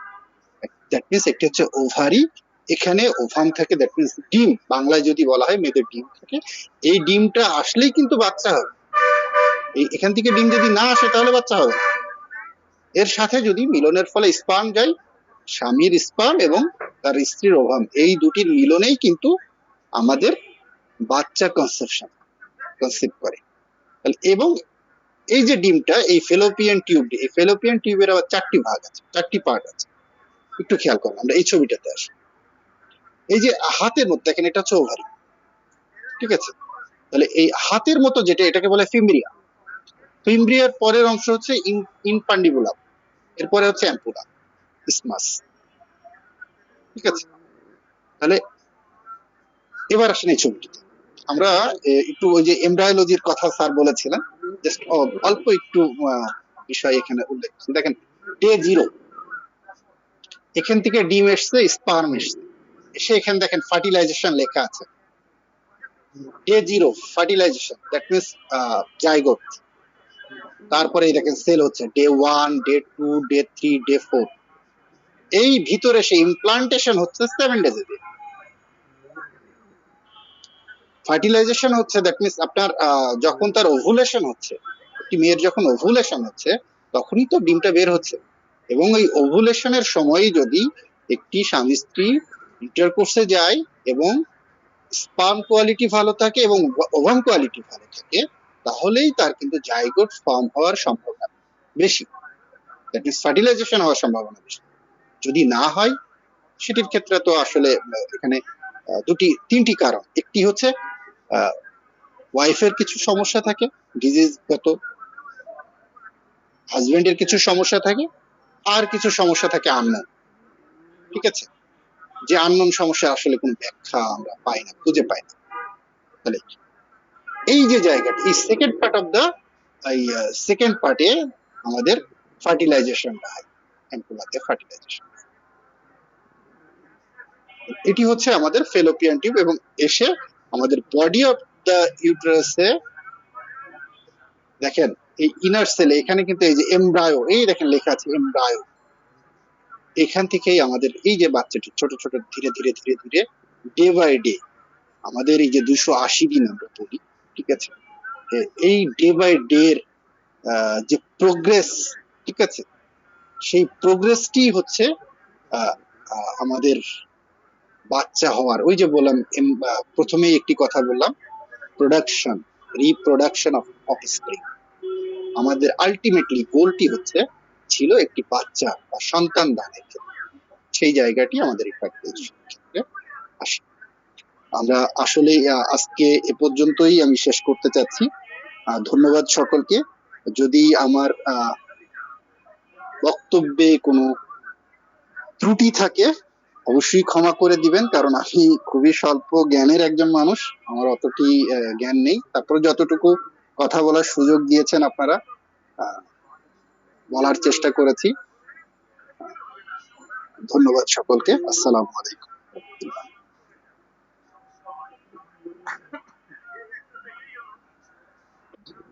জি, অসংখ্য ধন্যবাদ আজকে আমাদের ডক্টর SM জাহাঙ্গীরকে। আমি সত্যি যে really facing to her today's discussion. অনেক ধন্যবাদ আপনাকে, হোমিও দর্পণ গ্রুপ এবং আমাদের সকলের পক্ষ থেকে এত সুন্দর, মনোমুগ্ধকর এবং সাবলীল ভাষায় সাধারণ একটি আলোচনা হয়েছে। তো আমরা আসলে আমাদের হোমিও দর্পণের যে সিস্টেম, সেটি হচ্ছে যে আমাদের ক্লাসের পরবর্তীতে আমরা আসলে ধারাবাহিকভাবে আলোচনা হবে এবং আমরা নতুন নতুন কিছু জানতে পারবো। তারপরেও আমরা আমাদের এখানে অনেক সিনিয়র যে শিক্ষা গুরুরা আছেন ওনাদের কাছ থেকেও আমরা আসলে এই ব্যাপারে কিছু জানার চেষ্টা করব। তো সেই পারপাসে আমি প্রথমেই চলে যেতে চাই। তার আগে আমি একটু বলে দিতে চাই যে আমাদের আজকে এখানে ডক্টর অমরনাথ চক্রবর্তী স্যার আছেন। তারপর হচ্ছে উম, বরাবরের মতোই আমাদের এখানে ডক্টর নীলকমল বর্মন স্যার আছেন। তারপর গিরিধর স্যার আছেন। তারপর হচ্ছে আজকে আমি আমি যতদিন ক্লাস করেছি তার মধ্যে আজকে আমি দেখতে পাচ্ছি যে কাজী সাইফুদ্দিন আহমেদ স্যার, উনি আমার কাছে আজকে প্রথম মনে হয়েছে। এর আগে ক্লাস করতে পারেন, আমি যতদিন ক্লাস করেছি আমি আজকেই পেয়েছি স্যারকে। স্যারকে হোমিও দর্পণ গ্রুপের পক্ষ থেকে ধন্যবাদ জানাই। আহ, তারপর আমাদের সাথে আছেন পার্থপ্রদীপ স্যার তো আছেন। আহ তো সকল স্যার এবং যারা এখন পর্যন্ত শুনছেন সকলকে আমি ধন্যবাদ জানাই। তো আমি আজকে ক্লাসে টপিক নিয়ে আমি আসলে যদি আমি আজকে যেহেতু আমি কাজী সাইফুদ্দিন স্যারকেই প্রথম পেয়েছি, আমি স্যারের কাছে একটু জানতে চাইবো স্যার আজকে যে ক্লাসটি হয়েছে এটার সাথে এই এতটুকু জায়গার মধ্যে যদি আপনি কিছু আহ বলেন। কাজী সাইফুদ্দিন স্যার কি শুনতে পাচ্ছেন আমাকে? হ্যাঁ, আসসালামু আলাইকুম। জি ওয়ালাইকুম আসসালাম। জি স্যার, আজকে কেমন জানি ঢুকে গেলাম আপনাদের দর্পণ গ্রুপে। আসলে থ্যাংক আমার ইউ সো নিজের মাচ। উপর ব্যস্ততা থাকার কারণে আমি ঢুকে সারতে পারি না, সেই জন্য আমি ক্ষমা প্রার্থী সকলের কাছে। আপনাদের আজকে দর্পণ গ্রুপের ক্লাসটা বেশ ভালোই লাগলো। ডক্টর জাহাঙ্গীর সাহেব, এস এম জাহাঙ্গীর সাহেব কথাগুলো খুব সুন্দর করে বলেছেন, গুছিয়ে গুছিয়ে কথাগুলো বলেছেন, সেটা আমার কাছে আসলে খুবই মনোমুগ্ধকর হয়েছে। আর আমি এখানে দেখতে পাচ্ছিলাম 2% অ্যাটেন্ড করেছে, সেটা আমাকে আরো বিচলিত করেছে। যে মানুষ আসলে জানার জন্য অনেক আগ্রহ নিয়ে আছে, আসলে জানতে দেওয়া উচিত এবং জানানো উচিত। তাহলে ইনশাল্লাহ আমি চেষ্টা করব আগামীতে আপনাদের সাথে অ্যাড হওয়ার জন্য, যদি ইনশাল্লাহ যদি আমার সুযোগ এবং সময় হয়ে থাকে, এটুকু বলতে পারি। জি স্যার, অসংখ্য ধন্যবাদ স্যার। এবং আমরা আশা করব স্যার আপনাদের মতো যারা আছেন অবশ্যই আমাদের পাশে থেকে আমাদেরকে আরো এনকারেজ করবেন এবং আমাদের পাশে সবসময় থাকবেন বলে আমি বিশ্বাস করি। আপনাকে অসংখ্য ধন্যবাদ স্যার যে আপনি অ্যাটেন্ড করেছেন। আমি এই পর্যায়ে চলে যেতে চাই ডক্টর গিরিধর স্যার, আহ, আপনার কাছে যেতে চাই।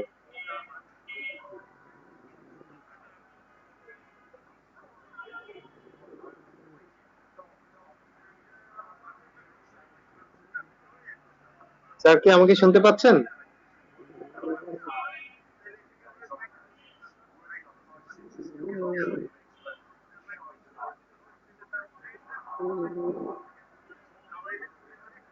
শ্রদ্ধেয় সকলের কাছে আসলে আমি একটি জিনিস বলতে চাই। এটি হচ্ছে যে আপনারা জানেন যে আমাদের ক্লাস শেষ হওয়ার পরে আমরা একটা অ্যাড আমাদের সিনিয়র যে সিটিজেনরা আছেন ওনাদের কাছ থেকে আমরা আসলে আরো কিছু আলোকপাত শুনতে চাই। তারপর আমরা প্রশ্নোত্তর পর্বে যাই। এটা হচ্ছে আমাদের হোমিও দর্পণ গ্রুপের একটি সিস্টেম। তো আমরা অবশ্যই প্রশ্নে যাব। তার আগে আমি গিরিধর স্যার মনে হয় সম্ভবত আমাকে শুনতে পাচ্ছেন না, বা আপনার মাইক্রোফোনটি মিউট আছে স্যার। যদি একটু আনমিউট করে আপনি কিছু বলতেন।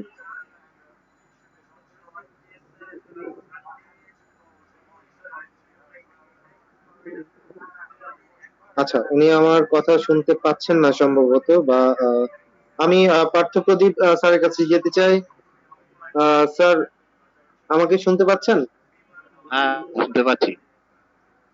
আপনাদের জি স্যার। সকলকে অভিনন্দন। আজকে বিশেষ করে যিনি স্পিকার ছিলেন এস জাহাজ স্যার, উনি তো ক্রমবদ্ধ আলোচনা করেছেন এবং সুন্দর বাচনভঙ্গি, মিষ্টি বাচনভঙ্গি, অ্যানাটমি, ফিজিওলজি ক্লিনিক্যাল সাইড, রিপ্রোডাক্ট, এই সমস্ত বিষয় উনি খুব সাবলীল ভাবে বলেছেন।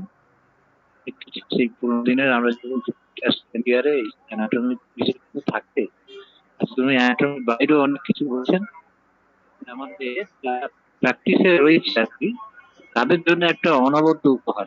ওনাকে অনেক ধন্যবাদ। অ্যাড করার মতন এখন আর আমার কাছে কিছু নেই, সেই আমার নেই। আমি শুনলাম, ভীষণ ভালো লেগেছে। ধন্যবাদ স্যারকে, জি ধন্যবাদ। জি, অসংখ্য ধন্যবাদ স্যার আপনাকে। আমি চলে যেতে চাই যে নাও আমাদের respected teacher doctor Nilkamal Barman sir. Sir আমাকে শুনতে পাচ্ছেন? হ্যাঁ, শোনা যাচ্ছে। জি স্যার, শোনা যাচ্ছে। হ্যাঁ, রাইসুল ইসমাইল খান, আপনাকে অজস্র ধন্যবাদ স্যার। এই জন্যই যে একটু ছোট্ট করে বলার সুযোগ করে দেওয়ার জন্য আমি সব থেকে প্রথমে ধন্যবাদ জানাচ্ছি ডক্টর এস এম জাহাঙ্গীর স্যারকে। কারণ সত্যি এত সুন্দরভাবে, এত সুস্পষ্ট ভাবে এবং লালিত্যপূর্ণ ভাবে যে একটা অ্যানাটমির জায়গা বোঝানো যায়, আজকের এই ক্লাসটা আমি না শুনলে বিশ্বাস করতে পারতাম না। একটা ব্যাপার হচ্ছে, যেহেতু আমার একটা ক্লাস প্যারালালি চলছে, আমার মনে হলো উনি আমার পরিপূরক হিসেবে এসে দাঁড়িয়েছেন। কারণ এইভাবে যদি সুন্দরভাবে পিকচারের মাধ্যমে বা ওইভাবে যদি ব্যাখ্যা না করা হতো বা অর্গানগুলোকে ঠিকভাবে বুঝিয়ে দেওয়া না যেত, তাহলে কিন্তু আমার পড়ানোটা বোধহয় ইনকমপ্লিট থেকে যেত। সেই জন্য ওনাকে প্রচন্ড ধন্যবাদ জানাচ্ছি। আর একটা জিনিসের আশায় খুব থাকলাম, সেটা হচ্ছে ডক্টর অমরনাথ চক্রবর্তী স্যার যেটা ওনার কাছে আশা করেছেন, এমব্রায়োলজির উপরে মায়োমেটিক যে প্রোগ্রেস বা যে ধরনের চেঞ্জ গুলো এসে থাকে, সেটার উপরে যে আলোচনা উনি করবেন, আমি তার জন্য প্রচুর প্রচুর প্রচুর আগ্রহ অপেক্ষা করছি। আজকের আলোচনার জন্য ওনাকে অসীম ধন্যবাদ। নমস্কার।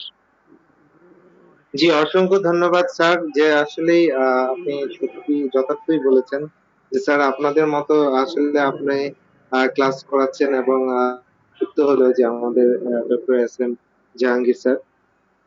সত্যি আমরা আরো আরো বেশি অনেক কিছু জানতে পারবো, এটাই হচ্ছে আমাদের ভালো লাগা এবং আপনাদের প্রতি খুবই শ্রদ্ধা। এবং আমরা আশা করব যে আপনারা দুজন মিলে আসলে আমাদেরকে আরো অনেক কিছু আমরা উপহার হিসেবে পাবো, তো সেই প্রত্যাশা রইলো। তো আমি এখন চলে যেতে চাই যে আমাদের আহ যিনি আমাদের হোমিও দর্পণ গ্রুপের আহ আসলে কর্ণধার, আমাদের সকলের প্রিয় পছন্দের একজন মানুষ, আমাদের খুবই অনারেবল এবং রেসপেক্টেড একজন শিক্ষাগুরু, আমাদের শ্রদ্ধেয় ডক্টর অমরনাথ চক্রবর্তী স্যার। আপনার কাছে আমি যেতে চাই, স্যার কি আছেন? আমি আছি, এখানে আছি। আচ্ছা, জি স্যার। যাচ্ছে যে মেডিকেল সায়েন্সটা হচ্ছে এমন একটা বড় বিষয় যে আমরা কিন্তু সবাই সবটা জানি না। আর এটার জন্য কোনো আত্মশ্লাঘা বলুন বা হীনমন্যতা, এটা কোনো থাকা আমাদের উচিত নয়।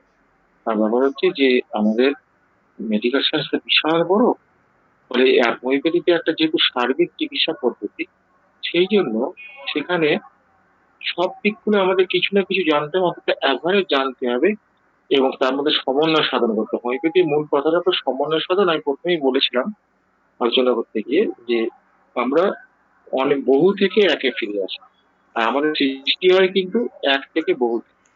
হ্যাঁ, তারপরে আমাদের যে জার্নিটা যেটা আমরা এক থেকে বহুতে, অর্থাৎ একটা সিঙ্গেল জায়গা থেকে আমাদের এত বড় একটা বডি তৈরি হচ্ছে, তার বিভিন্ন পার্টস তৈরি হচ্ছে, বিভিন্ন অংশ তৈরি হচ্ছে।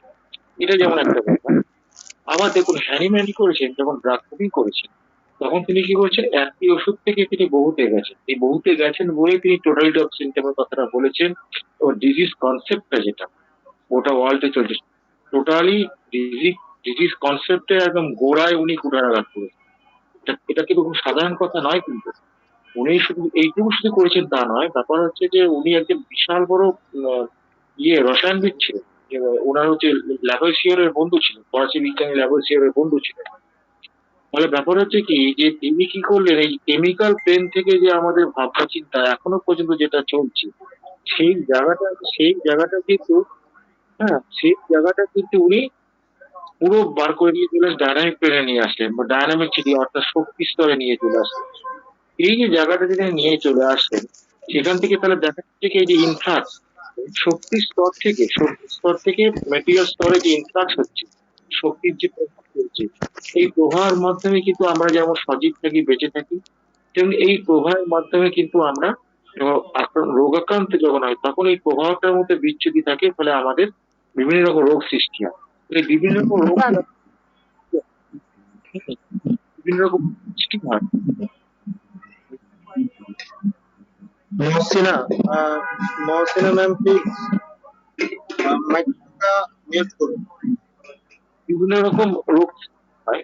এর ফলে কি হয়, আমরা বিভিন্ন রকম রোগ সৃষ্টি হয়, আমরা অন্যান্য চিকিৎসা অ্যালোপ্যাথি সায়েন্সের মধ্যে আমরা এক একটা অংশে আমরা দৌড়ে বেড়াই, কিন্তু হোমিওপ্যাথি তো তা বলে না, সৃষ্টি তো তা বলে না। সৃষ্টি বলে এক থেকে বহু সৃষ্টি হয়েছে, মানে বহু থেকে একে আসার মন্ত্র তো হ্যানিম্যান দিয়েছে।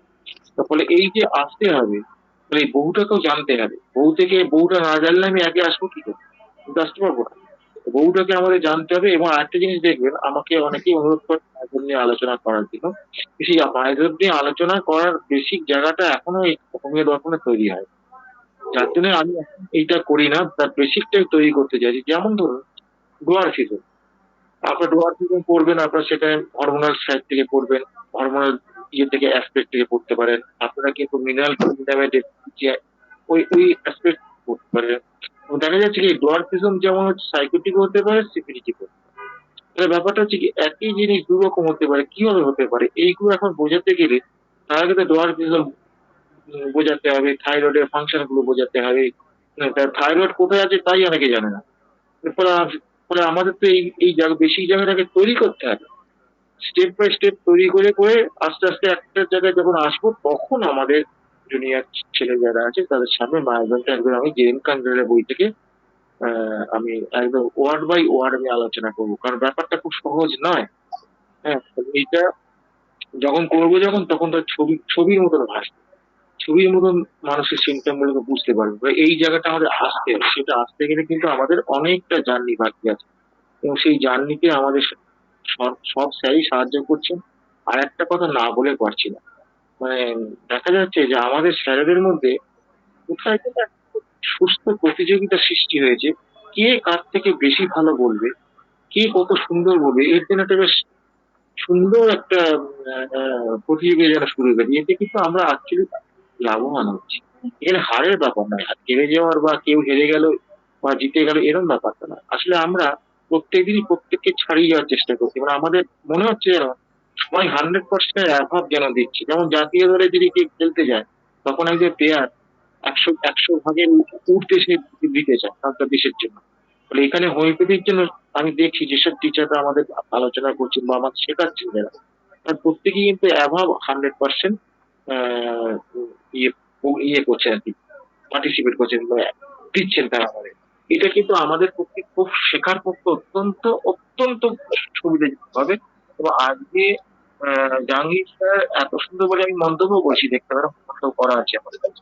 হ্যাঁ, এগুলো ব্যাখ্যা করে এই যে সুন্দরভাবে বলা, এই সহজ করে বলাটা কিন্তু আমার মনে হয় সর্বাপেক্ষা কঠিন।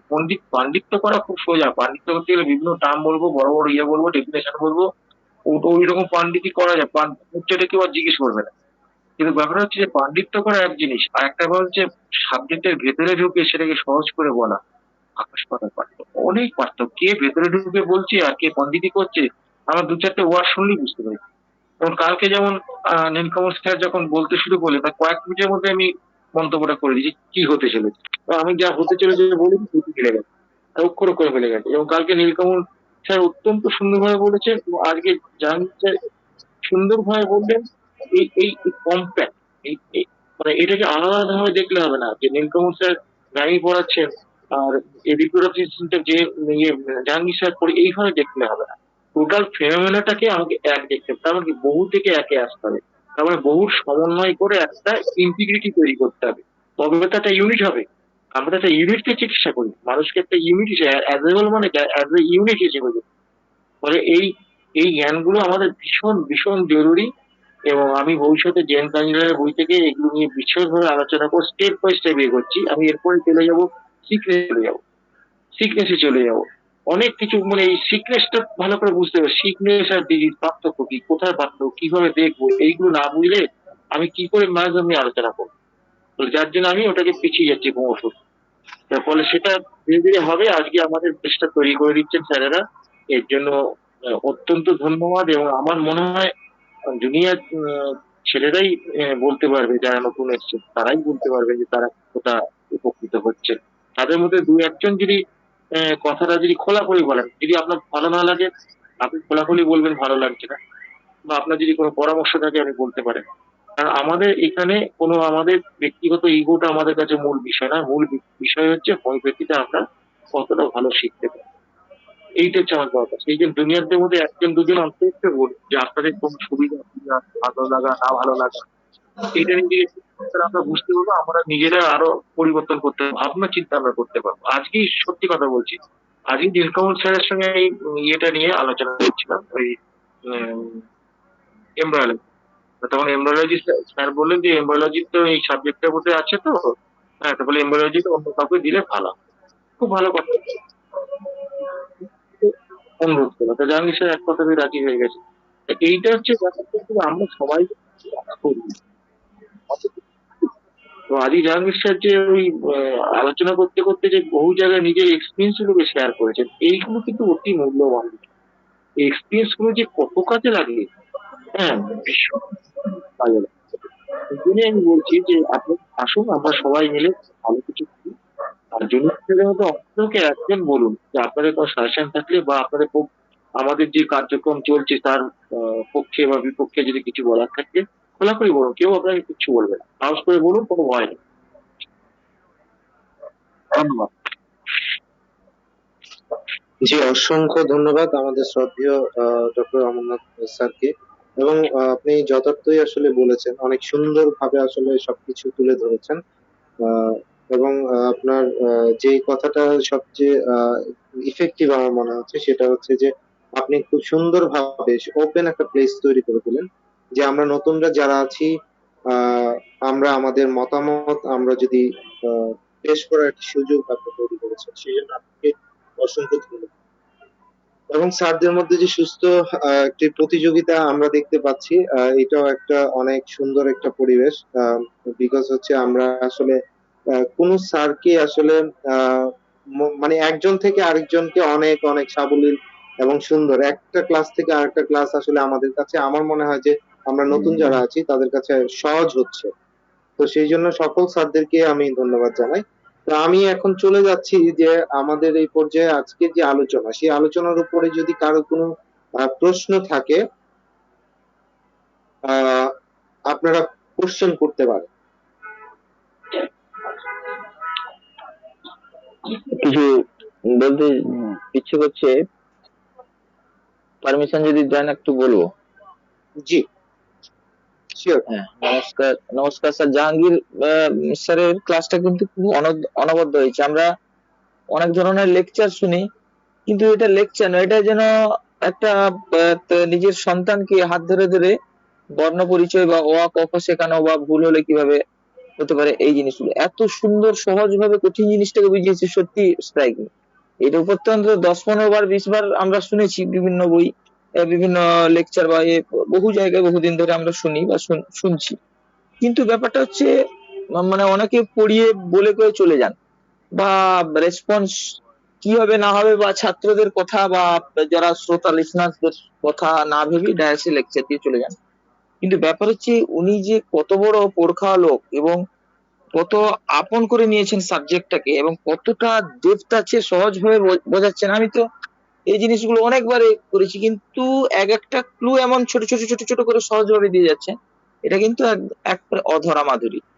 ব্যাপারটা হচ্ছে এইগুলো মানে কঠিন জিনিসগুলো এত সহজ করে, এবং আমি আশা করব আমি একজন শিক্ষার্থী, বা আমি মানে কি বলা যায় তরুণ ইয়ে হিসেবে, হোমিও বন্ধু হিসেবে আমি বলছি যে এই জিনিসটার উপরে স্যার যেটা বললেন অমরনাথ বাবু আমাদের, যে সাজেশন, হ্যাঁ আমার যেটা অনুভব আমি বলছি, আমার ব্যক্তিগত বিষয়, ব্যক্তিগত মতামত। ব্যাপারটা হচ্ছে এটার সঙ্গে ফিজিওলজিটাকে আরো একটু মানে সহজ করে, এর পরবর্তী যে ক্লাসটা হবে বা কয়েকটা পর্বে ক্লাস হোক, ধীরে ধীরে ধীরে ধীরে টেস্ট ম্যাচের মতো এটা চলুক।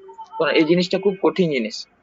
সঙ্গে সঙ্গে এইটার সঙ্গে সঙ্গে এই যে ডিজিজ গুলো নিশ্চয়ই স্যার বলবেন, কারণ ওনার তো এগুলো মানে রপ্ত হয়ে আছে যে কিভাবে ক্লাসটা করলে বাচ্চা ছেলেদের শেখানো যাবে উনি বুঝতে পারবেন, এবং আশা করছি জমে উঠবে। তো তার সঙ্গে সঙ্গে ডিজিজ গুলো কোথায় কি হচ্ছে বা কোন জায়গাটা আমাদের কঠিন লাগে, বা স্যার স্যার তো এক্সপেরিয়েন্স লোক, সেইভাবে যেন হোক। আমার একদম শুনে যেন ছেলের ছবির মতো পরিষ্কার মনে থেকে যায়। এই যে আজকের ক্লাসটা হলো, এটা এটা না মনে রাখা বা এর মধ্যে কোনো কিছু গ্যাপ বলে আমার মনে হচ্ছে না কিছু, একদম পুরো ক্লিয়ার জলের মতো হয়ে গেছে। এবারে ইন্টারনাল যেগুলো আসবে এই অর্গান গুলো জেন্টালিয়ার, এইটা এইটা কিন্তু একটা খুবই গুরুত্বপূর্ণ জিনিস এবং খুবই কঠিন জিনিস। এই জিনিসটা অনেকে বোঝায় খুব সে কিন্তু ভালো লাগে না বা নিরস হয়, কিন্তু স্যার যেটা করাচ্ছেন একদম মানে খুব সুন্দর হবে, এটা আশা করছি। এবং কয়েকটা পর্বে হোক, ধীরে ধীরে, তাড়াহুড়োর কিছু নেই।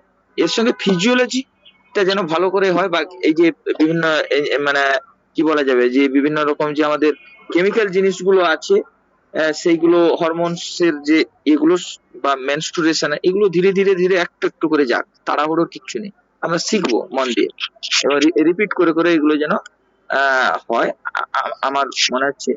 প্লাস আরেকটা জিনিস যেটা মানে বিভিন্ন ট্রিটমেন্টের যে প্রক্রিয়া, তার সঙ্গে ক্লিনিক্যাল জিনিসগুলো, মায়াজমের জিনিসগুলো, বা এই যে আজকে যেমন রোগগুলো বললেন যে নেট্রামিওসিপিয়া টুক করে জুড়ে দিলেন, এটা যে কত উপকারে লাগলো, বা থলিয়ান গ্ল্যান্ড এর সঙ্গে যে রিলেশন, এর সঙ্গে এরকম পরপর যাবে, এগুলো আমরা আশা করছি আরো জমে উঠবে পরপর।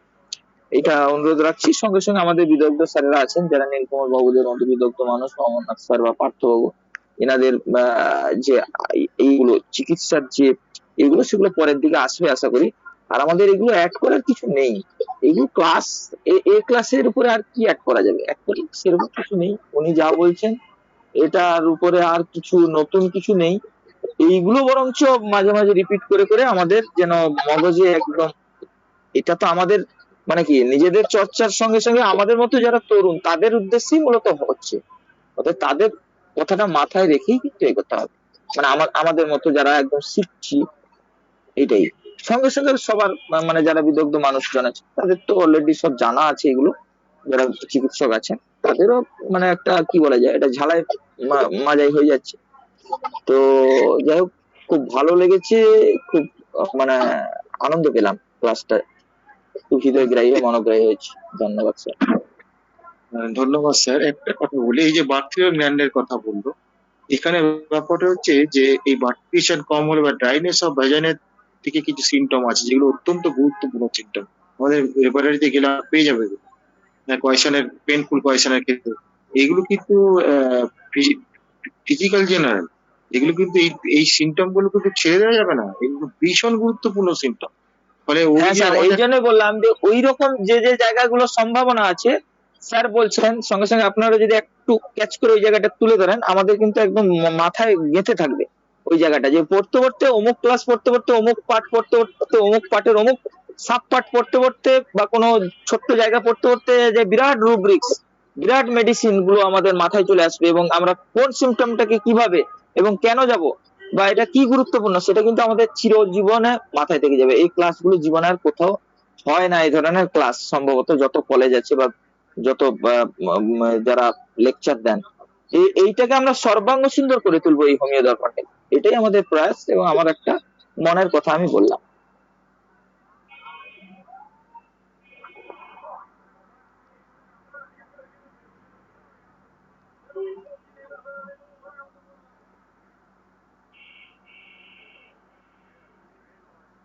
জানেন কিনা, আমাদের যে Bangladesh doctor S A Sagar sir, উনি আসলে ওনার ভাতিজা, শত 36 ঘন্টা ওর বয়স, তাকে হাসপাতালে আছেন, আজকে ক্লাসে মনে হয় জয়েন করতে পারেনি।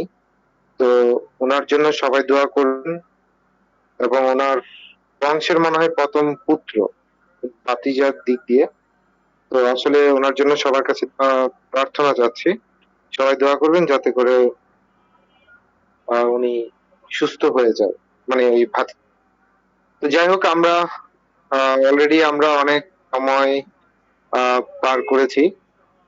তো কারো যদি আর কোনো কোশ্চেন না থাকে তাহলে আমরা আহ, আমাদের ক্লাসের শেষ পর্যায়ে আমরা চলে এসেছি। আমরা ক্লাস শেষ করতে চাই আজকের ক্লাস।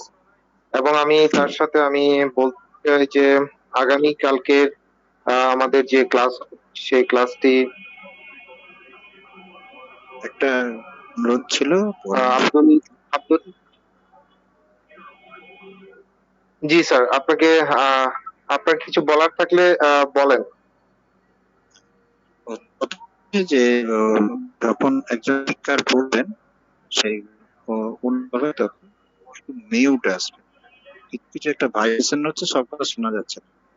সেকেন্ড কথা হচ্ছে ওই যে মানিক বাবু বা কমল বাবু ওখান থেকে যে কথাটা উঠে এসেছে এটা খুব মূল্যবান কনসেন্ট হবে, যেটা হচ্ছে কি সাবজেক্টের সাথে রিলেটেড সাবজেক্টগুলো যদি আমাদের কাছাকাছি ক্লাসের মধ্যে যোগ করা সম্ভব হয় তাহলে পরে আর একটু ভালো হয়। এটা আমার যা মনে হচ্ছে, যে ধরুন নীলকমল স্যার যে উনি যে পড়াচ্ছে একদম চার্ট নেই, ওই ম্যানার্কি টু নবজ, তার সাথে এই যে অ্যানাটমি উনিও ওটাই ছুঁয়ে গেছেন, সেটা একটা রিলেটেড রয়েছে। সাথে আমাদের আরো প্রোডাক্টিভ সিস্টেমের মধ্যে স্পেশালি ফিমেল ইন্টেলিজেন্ট এবং রিপ্রোডাক্টিভ সিস্টেম এবং ওর সাথে রিলেটেড রেপার্টারি বলো মেডিকেল বা কেন স্যার শোনা যাচ্ছে না, একটু জানলার দিকে করুন স্যার, নেটের সমস্যা হচ্ছে।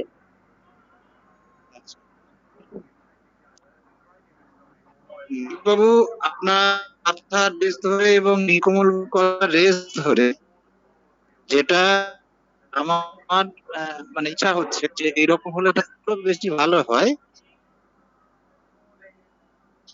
আমাদের পরপর ক্লাসগুলো যদি একই দিকে ফোকাসটা পড়ে, যেমন কমল বাবু যে ফোকাসটা যে রয়েছে আজকে জাহাঙ্গীর স্যারের ফোকাসটা ওই রকম, এর সাথে রিলেটেড যে সাবজেক্ট গুলো থাকবে স্পেশালি ফিমেল জেনেটেলিয়া বা রিপ্রোডাক্ট সিস্টেমের উপরে, তার ডিজিজ বলুন, তার মেডিসিন রেডিকা থাকবে, আর রেপার্টারি পার্টটা থাকবে।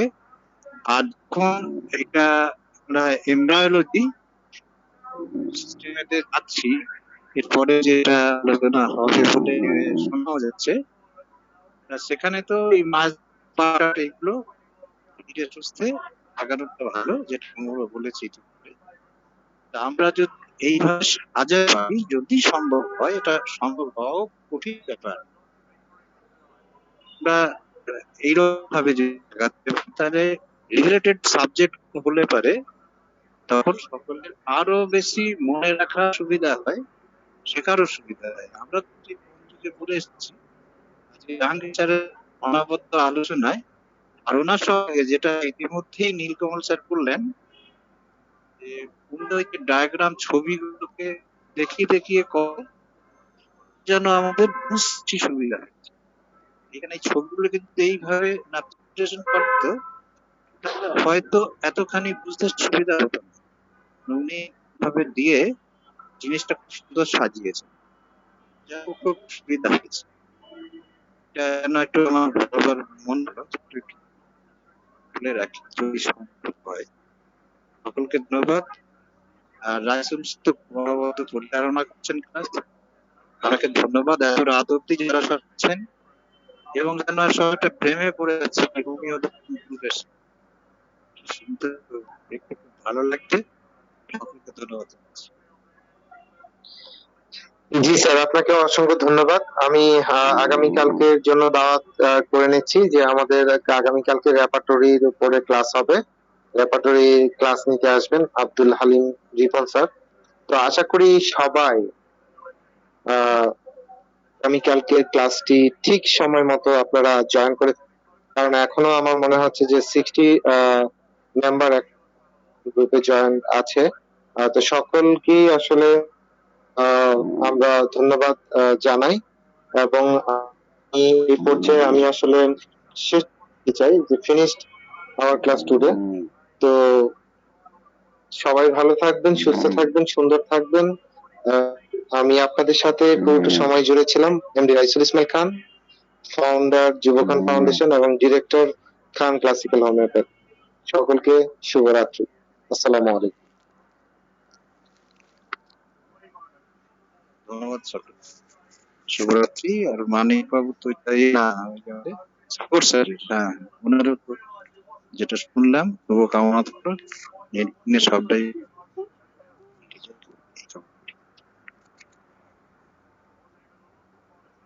স্যার আজকে ক্লাসটা কি রেকর্ডিং করা হয়েছে? পাবো কি কালকে আবার?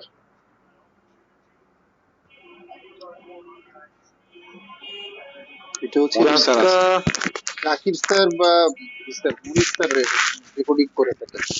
সেটাই, মনির স্যার কি আছে? হ্যাঁ, ক্লাস রেকর্ড হয়েছে। কালকে পাবো আমরা? ইনশাআল্লাহ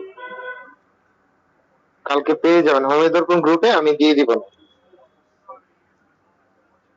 রেকর্ড। আরেকটা নীলকমল স্যারের রেকর্ডটা আছে, ওটা এখনো আমি দিই নাই, এটা এডিটিং চলতেছে তো সেই জন্য ওনার গতকালকে হোয়াটসঅ্যাপে দিলে তো আর এডিটিং এর দরকার হয় না, আমরা আমাদের মতো করে বুঝে নিলাম। আচ্ছা আচ্ছা, সমস্যা নাই, দিয়ে দিব না। একটা মানে একটু সুন্দর করে একটু দিতে চাই আর কি, সুন্দর সুন্দর লেকচার হয়, সুন্দর করে একটু না দিলে এটা কেমন হয়ে যায় না, এই জন্য। হোয়াটসঅ্যাপে আমরা যারা শুনবো এটা তো আমরা ঘরের লোক। আচ্ছা, আমি ওই যে আমি ইয়ে করে দুই দিন পরে দিলে আবার হয় কি, মাঝখানে আরেকটা লেকচার হয়ে যায়, ওইটা আবার চলে যায়। তো আজকেরটা আমি যদি কালকে সকালে বা এর মধ্যেই পেয়ে যাই, তাহলে আমার জন্য আবার রিভিউ করা সহজ। আচ্ছা আচ্ছা। রাইসুল স্যার একটু কথা বলছিলাম, ওয়াশিকা খুব সুন্দর মন্তব্য করেছে, ওটা একটু পড়ে শোনা। ও অনেক জুনিয়র আমাদের।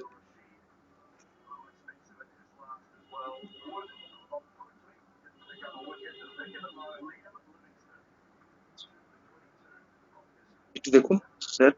হ্যাঁ হ্যাঁ, আমি দেখছি। আচ্ছা, এই গ্রুপ প্রত্যেক স্যার এমন সুন্দর করে ক্লাস নিচ্ছেন যে মুগ্ধ হয়ে শুনতে থাকি। ক্লাস অনেক সময় ভীতি ভীতি লাগে, কিন্তু এখানে ক্লাসের সময় যেন গল্প শুনছি। ওয়াও, চমৎকার, খুব ভালো লাগছে প্রতিটি ক্লাস। কৃতজ্ঞতা প্রকাশ করছি সকল স্যার ও ম্যামদের প্রতি। ধন্যবাদ ওয়াসিকা বিনতে ওয়ালি ম্যাডাম, আপনাকে অসংখ্য ধন্যবাদ।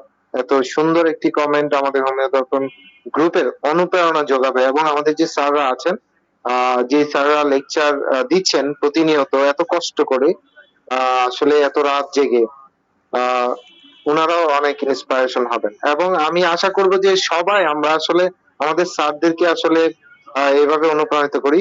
আমাদের নীলকমল বর্মন স্যার লিখেছেন যে নিখুঁত আলোচনা, এগিয়ে যান। ধন্যবাদ জানিয়েছেন জাহাঙ্গীর স্যারকে।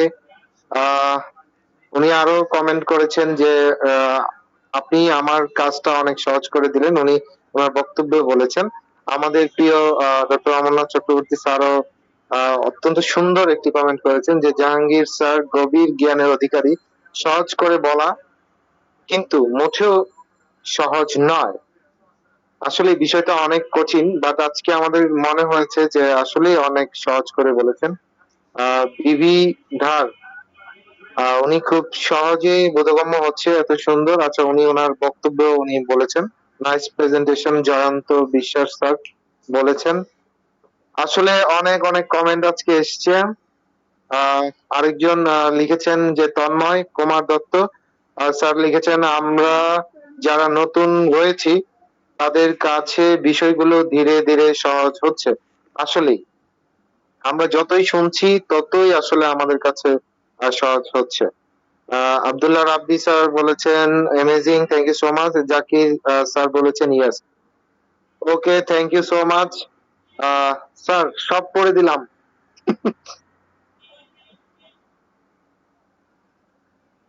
একটু জাহাঙ্গীর শুনলেই। জি স্যার, বলেন স্যার, কি বলবো?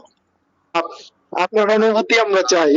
হ্যাঁ হ্যাঁ, আপনাকে যেহেতু এত কিছু হলো, হ্যাঁ, এখন অনুভূতি আমরা শুনতে চাই। আমরা তো অনুভূতি জানলাম। স্যার আসলে আমি প্রথমেই বলেছি আমার ক্লাসগুলো আমি চেষ্টা করি আসলে খুব মানে সাধারণ ভাবে করতে। কি কি কারণ আছে, মানে আমি আহ, যে আমাদের বাংলাদেশে ম্যাথস বলে মেডিকেল অ্যাসিস্ট্যান্ট ট্রেনিং স্কুল, এরকম একটি ক্লাস মানে আমি প্রতিষ্ঠানে যুক্ত ছিলাম। তো ওখানে আমার ওই প্রতিষ্ঠানে মানে আমি সহ যে টিচার গুলো ছিল বেশিরভাগই হচ্ছে এমবিবিএস। আমরা হোমিওপ্যাথির বিএইচএমএস ছিলাম দুজন।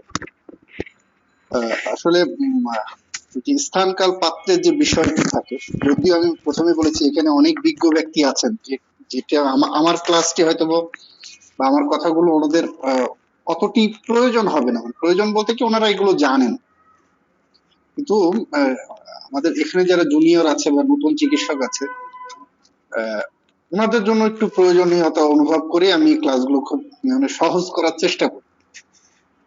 এই সহজ করার বলতে কি আমি ওই যেটির উদাহরণ দিলাম ম্যাথস এর, ওরা তো এসএসসি পাশ করে ঢুকে, যেটা আমাদের ডিপ্লোমা লেভেলের যেরকম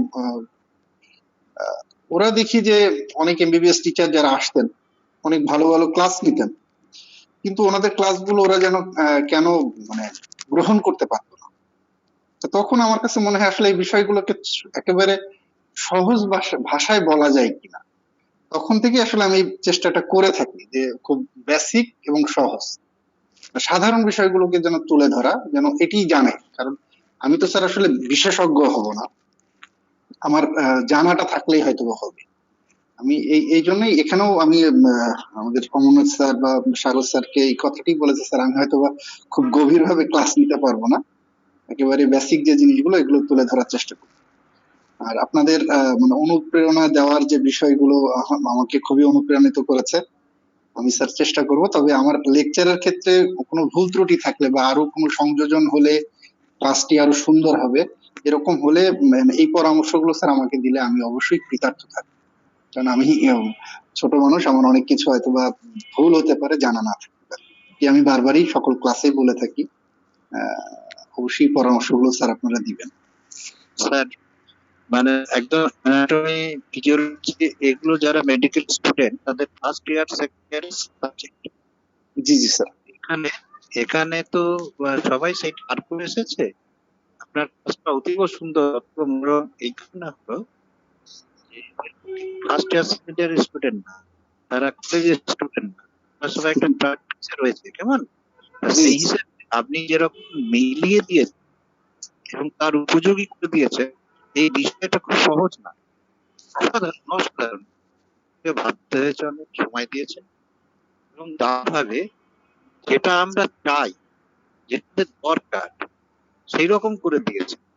কেন একদম সেই মানে মাথায় খাবার বেড়ে দেবার মতো ভাবে আমি উপযোগী করে দিয়েছি। আপনি স্যার আসবেন, আপনার ক্লাস শুনতে ভীষণ ভালো লেগেছে আপনার। জি স্যার, ইনশাল্লাহ অবশ্যই চেষ্টা করবো স্যার, আপনাদের দোয়া রইল।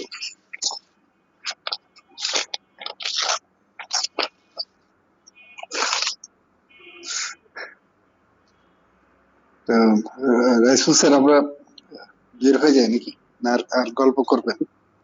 আজকে ছিল এই ব্যাপারে আপনি কিছু ভাষাগত শব্দ উচ্চারণ করতে গিয়া একটু শাই ফিল করছিলেন। আসলে যেখানে যেই দেশের যে আপনার যেখানে যে ভাষাগুলো আছে এগুলো সাবলীল ভাবে বলে যাওয়াই ভালো, বরঞ্চ ওই কথাগুলো বললেই মনে হয় আমার লজ্জাটা বেড়ে যায়। না ঠিক আছে স্যার, তারপরে অনেক সময় ফিমেল পার্টিসিপেন্ট না, থাকে। ফিমেল যারা তাদেরকেও তো এটা জানার বিষয়। এটা তো আর আপনি কাউকে উদ্দেশ্য করে কাউকে খাটো করে বা অন্যভাবে বলছেন না, গালি দিচ্ছেন না, আপনার এটা রিলেটেড। বরঞ্চ ওই কথাটাই যখন বলেন তখনই মনে হয় যেন লজ্জাটা চলে আসলো। আপনি এখানে প্রয়োজনীয় আরো যত যত শব্দ আছে আমার মনে হয় আপনি সাবলীল ভাবে ব্যবহার করাই ভালো। মানে অনেক সিনিয়র বলতে অনেক সিনিয়র প্র্যাকটিশনার থাকেন, এই জন্য একটা বিষয় থাকি, সবাইকে তো সম্মান। না এটা তো আপনার রিলেটেড ব্যাপার স্যার, আপনি তো বলতেই পারেন। আর আরো একটা ব্যাপার আছে, কিছু কিছু শব্দ আছে আপনার আপনার সামনেই বলছি, আপনার উচ্চারণ বাচন ভঙ্গি আল্লাহর রহমতে এটা একটা আল্লাহ তাআলার অশেষ কৃপা, আপনার খুবই সুন্দর হয়। আমরা এর পাশ থেকে খুবই খুবই সুন্দরভাবে মানে শুনতে পাই। আপনি যে শব্দ উচ্চারণ করেন না কেন এটা কোনো মতেই কোনো খারাপ কোনো কিছু মনে হয় না আর কি, বাচন ভঙ্গি বা শব্দের উচ্চারণ। অসংখ্য ধন্যবাদ স্যার। আপনার সাথে তো অনেকদিন পরে কথা হচ্ছে। হ্যাঁ হ্যাঁ, আগে তো ওই গ্রুপে কথা হচ্ছিল, এখন তো আর এখানে অনেক বড় বড় সাদা চলে আসছে, কথা বলি। তো ঠিক আছে স্যার, আপনি আছেন ভালো, আশা করি। ফার্স্ট যেদিন আমি হোমিও দর্পণ গ্রুপে ঢুকি, আমি সত্যি কথা বলতে হোমিওপ্যাথদের প্রতি যে আমার একটা কি বলে মানে একটা ধারণা ছিল, সেই ধারণাটাই আসলে আমার পুরোপুরি চেঞ্জ হয়ে গেছে যেদিন আমি ঢুকি। কারণ ওই দিন আনফরচুনেটলি হোক বা ফরচুনেটলি হোক, আমি আমাদের শ্রদ্ধেয় যে অমরনাথ স্যার, ওনার ক্লাসটা আমি পেয়েছিলাম। তো আসলে ওই দিন উনি এমন অনেকগুলো কথা বলেছিলেন যেগুলো আমার হৃদয়ে আসলে টাচ করেছে। তো আসলে এই জন্য আমি প্রায়ই বলে থাকি যে আসলে আমার মনে হয় যে আমার এই প্রেম ভালোবাসাটা সৃষ্টিটা আসলে ওই ক্লাসটা থেকে আসলে আমার তৈরি হয়েছে। তো ফার্স্ট সাইড। হ্যাঁ হ্যাঁ, রাইট রাইট। তো সেখান থেকে আসলে আমি আসলে এই দাদার এই কথা শুনে মানে আমি সত্যি মানে একদম আবেগ আপ্লুত, ভালোবাসা যা বলেন সবকিছু আমার চলে আসে। তো সেদিনের পর থেকে আসলে সিদ্ধান্ত নিয়েছি যে আমি যতটুকুই সময় পাই আমি হোমিও দর্পণ গ্রুপে, আমি অন্য কোনো গ্রুপে ঢুকি না। আহ, আর হচ্ছে আমি ওই যে আমাদের একটা 2 দিন মনে হয় সম্ভবত আমরা একটা আমাদের ওই যে ফার্স্ট ইয়ার স্টুডেন্টদের জন্য আমরা ফার্স্ট ইয়ার ক্লাস যেহেতু আমরা কলেজে করতে পারি না, যারা করতে পারে না তাদের জন্য আমি ব্যক্তিগতভাবে আমাদের সিনিয়র যে ভাই ব্রাদাররা আছে, কোনো টিচার না, ওনাদেরকে নিয়ে এসে মানে একটু ডিসকাশন করি 1 ঘন্টা।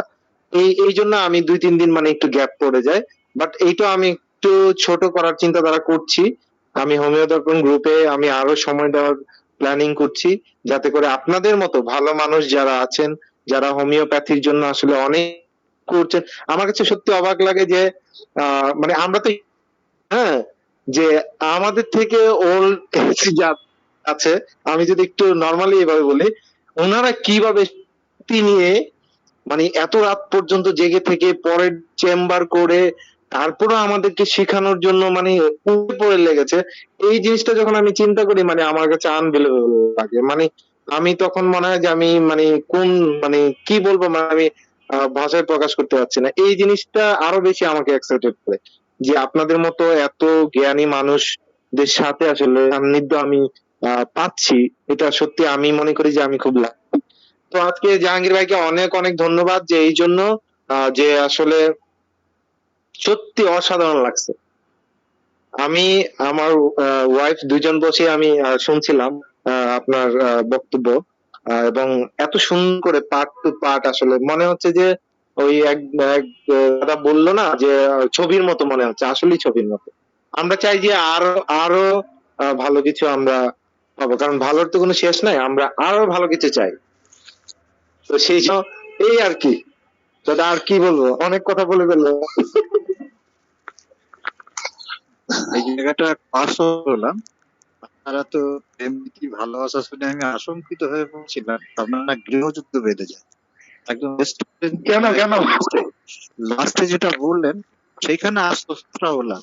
আসলে একদিকে যখন প্রেম বেড়ে যায় তখন অন্যদিকে প্রেমটা তো একটু আড়া হয়ে যায়। তা আপনারা কাঁপতে এইটাকে ফলো করছেন, কাজে হয়তো ওই জায়গাটা আশঙ্কাটা দূর হলো আর কি। ধন্যবাদ স্যার। আপনার পরীক্ষার কোনো কিছু নাই, এখানেও ওনারা সিমটমের উপরে নির্ভর করে ট্রিটমেন্ট দেন, অ্যাজ লাইক হোমিওপ্যাথি। হ্যাঁ, অভিজ্ঞতা অভিজ্ঞতা সেটা অভিজ্ঞতা। যাকে আশা করছি ভালো হয়ে যাবে। জি স্যার, একটু আশীর্বাদ করেন, ঠাকুর যেন তাড়াতাড়ি ভালো করে দেন। আচ্ছা, আমরা তাহলে আজকে শুভরাত্রি জানি বিদায় করতে একটু আঘাত লেগে গেছিল, অদক্ষ এক ডাক্তারের দিয়ে করাইছে, যার কারণে এই সমস্যাটা হয়েছে।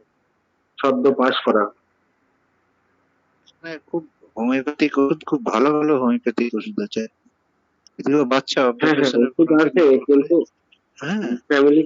ফ্যামিলি কিছু বিষয় আছে তো স্যার, যার কারণে আমি ওষুধটা দিইনি। আমি ওষুধটা সিলেকশন করছিলাম তারপরে অমরনাথ চক্রবর্তী স্যারকে ফোন করেছিলাম, স্যার তখন লাইনে ছিলেন না। পরবর্তীতে স্যারের সঙ্গে যখন ডিসকাস করি, স্যার বললো যে হ্যাঁ ওষুধটা ঠিকই আছে, এটাই দিলেই মনে হয় হতো। কিন্তু তারপরেও ফ্যামিলির কিছু প্রবলেম আছে আমাদের, যার কারণে আমি আর নিজে ওষুধ দিইনি, ডাক্তারের উপরে ছেড়ে দিলাম যে দেখা যাক কি হয়। ডাইনামিক মেডিসিনটা বেশি কার্যকরী হয়, অনেক সময় দেখা যায় অনেক উইকও হয় রিকভারিটা। ঠিক আছে, যদি সুযোগ থাকে আর কি ওদের চিকিৎসার মধ্যেও যদি হোমিওপ্যাথিক ওষুধ দেওয়ার সুযোগ থাকে, আর নিজেদের একেবারে ফ্যামিলি তো নিজেদের লোক তো ভাবা যেতে পারে। আমার সাইন্স জি স্যার। ওটা হাইপেরিকামই হবে মনে হচ্ছে, কারণ চোটটা তো ওইরকম মনে হচ্ছে, কারণ ওই যে ভার্টেক্সে লেগেছে। ভার্টেক্সে যদি রিফ্লেকশনটাও দেখতে হবে, চোটটা রিফ্লেকশন, ও শোন, ভার্টেক্সে লেগে যে রেখে ইয়ে হচ্ছে তো এখানে কনভালশন হচ্ছে, তাই কনভালশন রিপ্লেস ভার্টেক্সের জায়গা, ভার্টেক্সের জায়গাটা কি ম্যাটারটা তো তোর ওপেন হয়ে তাহলে যাচ্ছে। তো ওটাই হচ্ছে। তাহলে তোর ওটা ইঞ্জুরির জায়গা হচ্ছে না, নার্ভ ইঞ্জুরির জায়গা হবে ভাবতে। হ্যাঁ, নাহলে তো আর্নিকা দিয়ে শুরু করে। হাইপেরিকাম না এখানে হাইপেরিকাম তো বেটার হবে। এই যে হবে, আর ওটা মাকেও দেওয়া যেতে পারে। মাকে দিন পরে তো ব্রেস্ট ফিডিং করছে, তো ব্রেস্ট ফিডিং করছে তো? না না, এখনো বেস্ট ফিটিং করতেছে না। না না না, বাচ্চার মা গ্রামের বাড়িতে আছে, স্যালাইনের উপরে চলছে।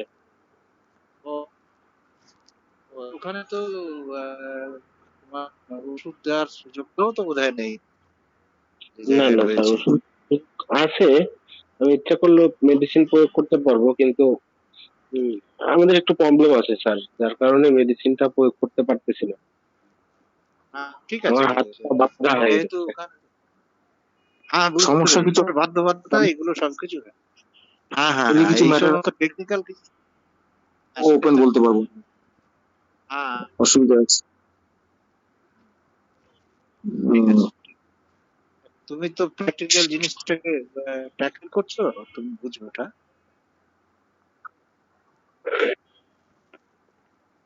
ঠিক আছে, সবাইকে শুভরাত্রি জানিয়ে ঠিক আছে স্যার। হ্যাঁ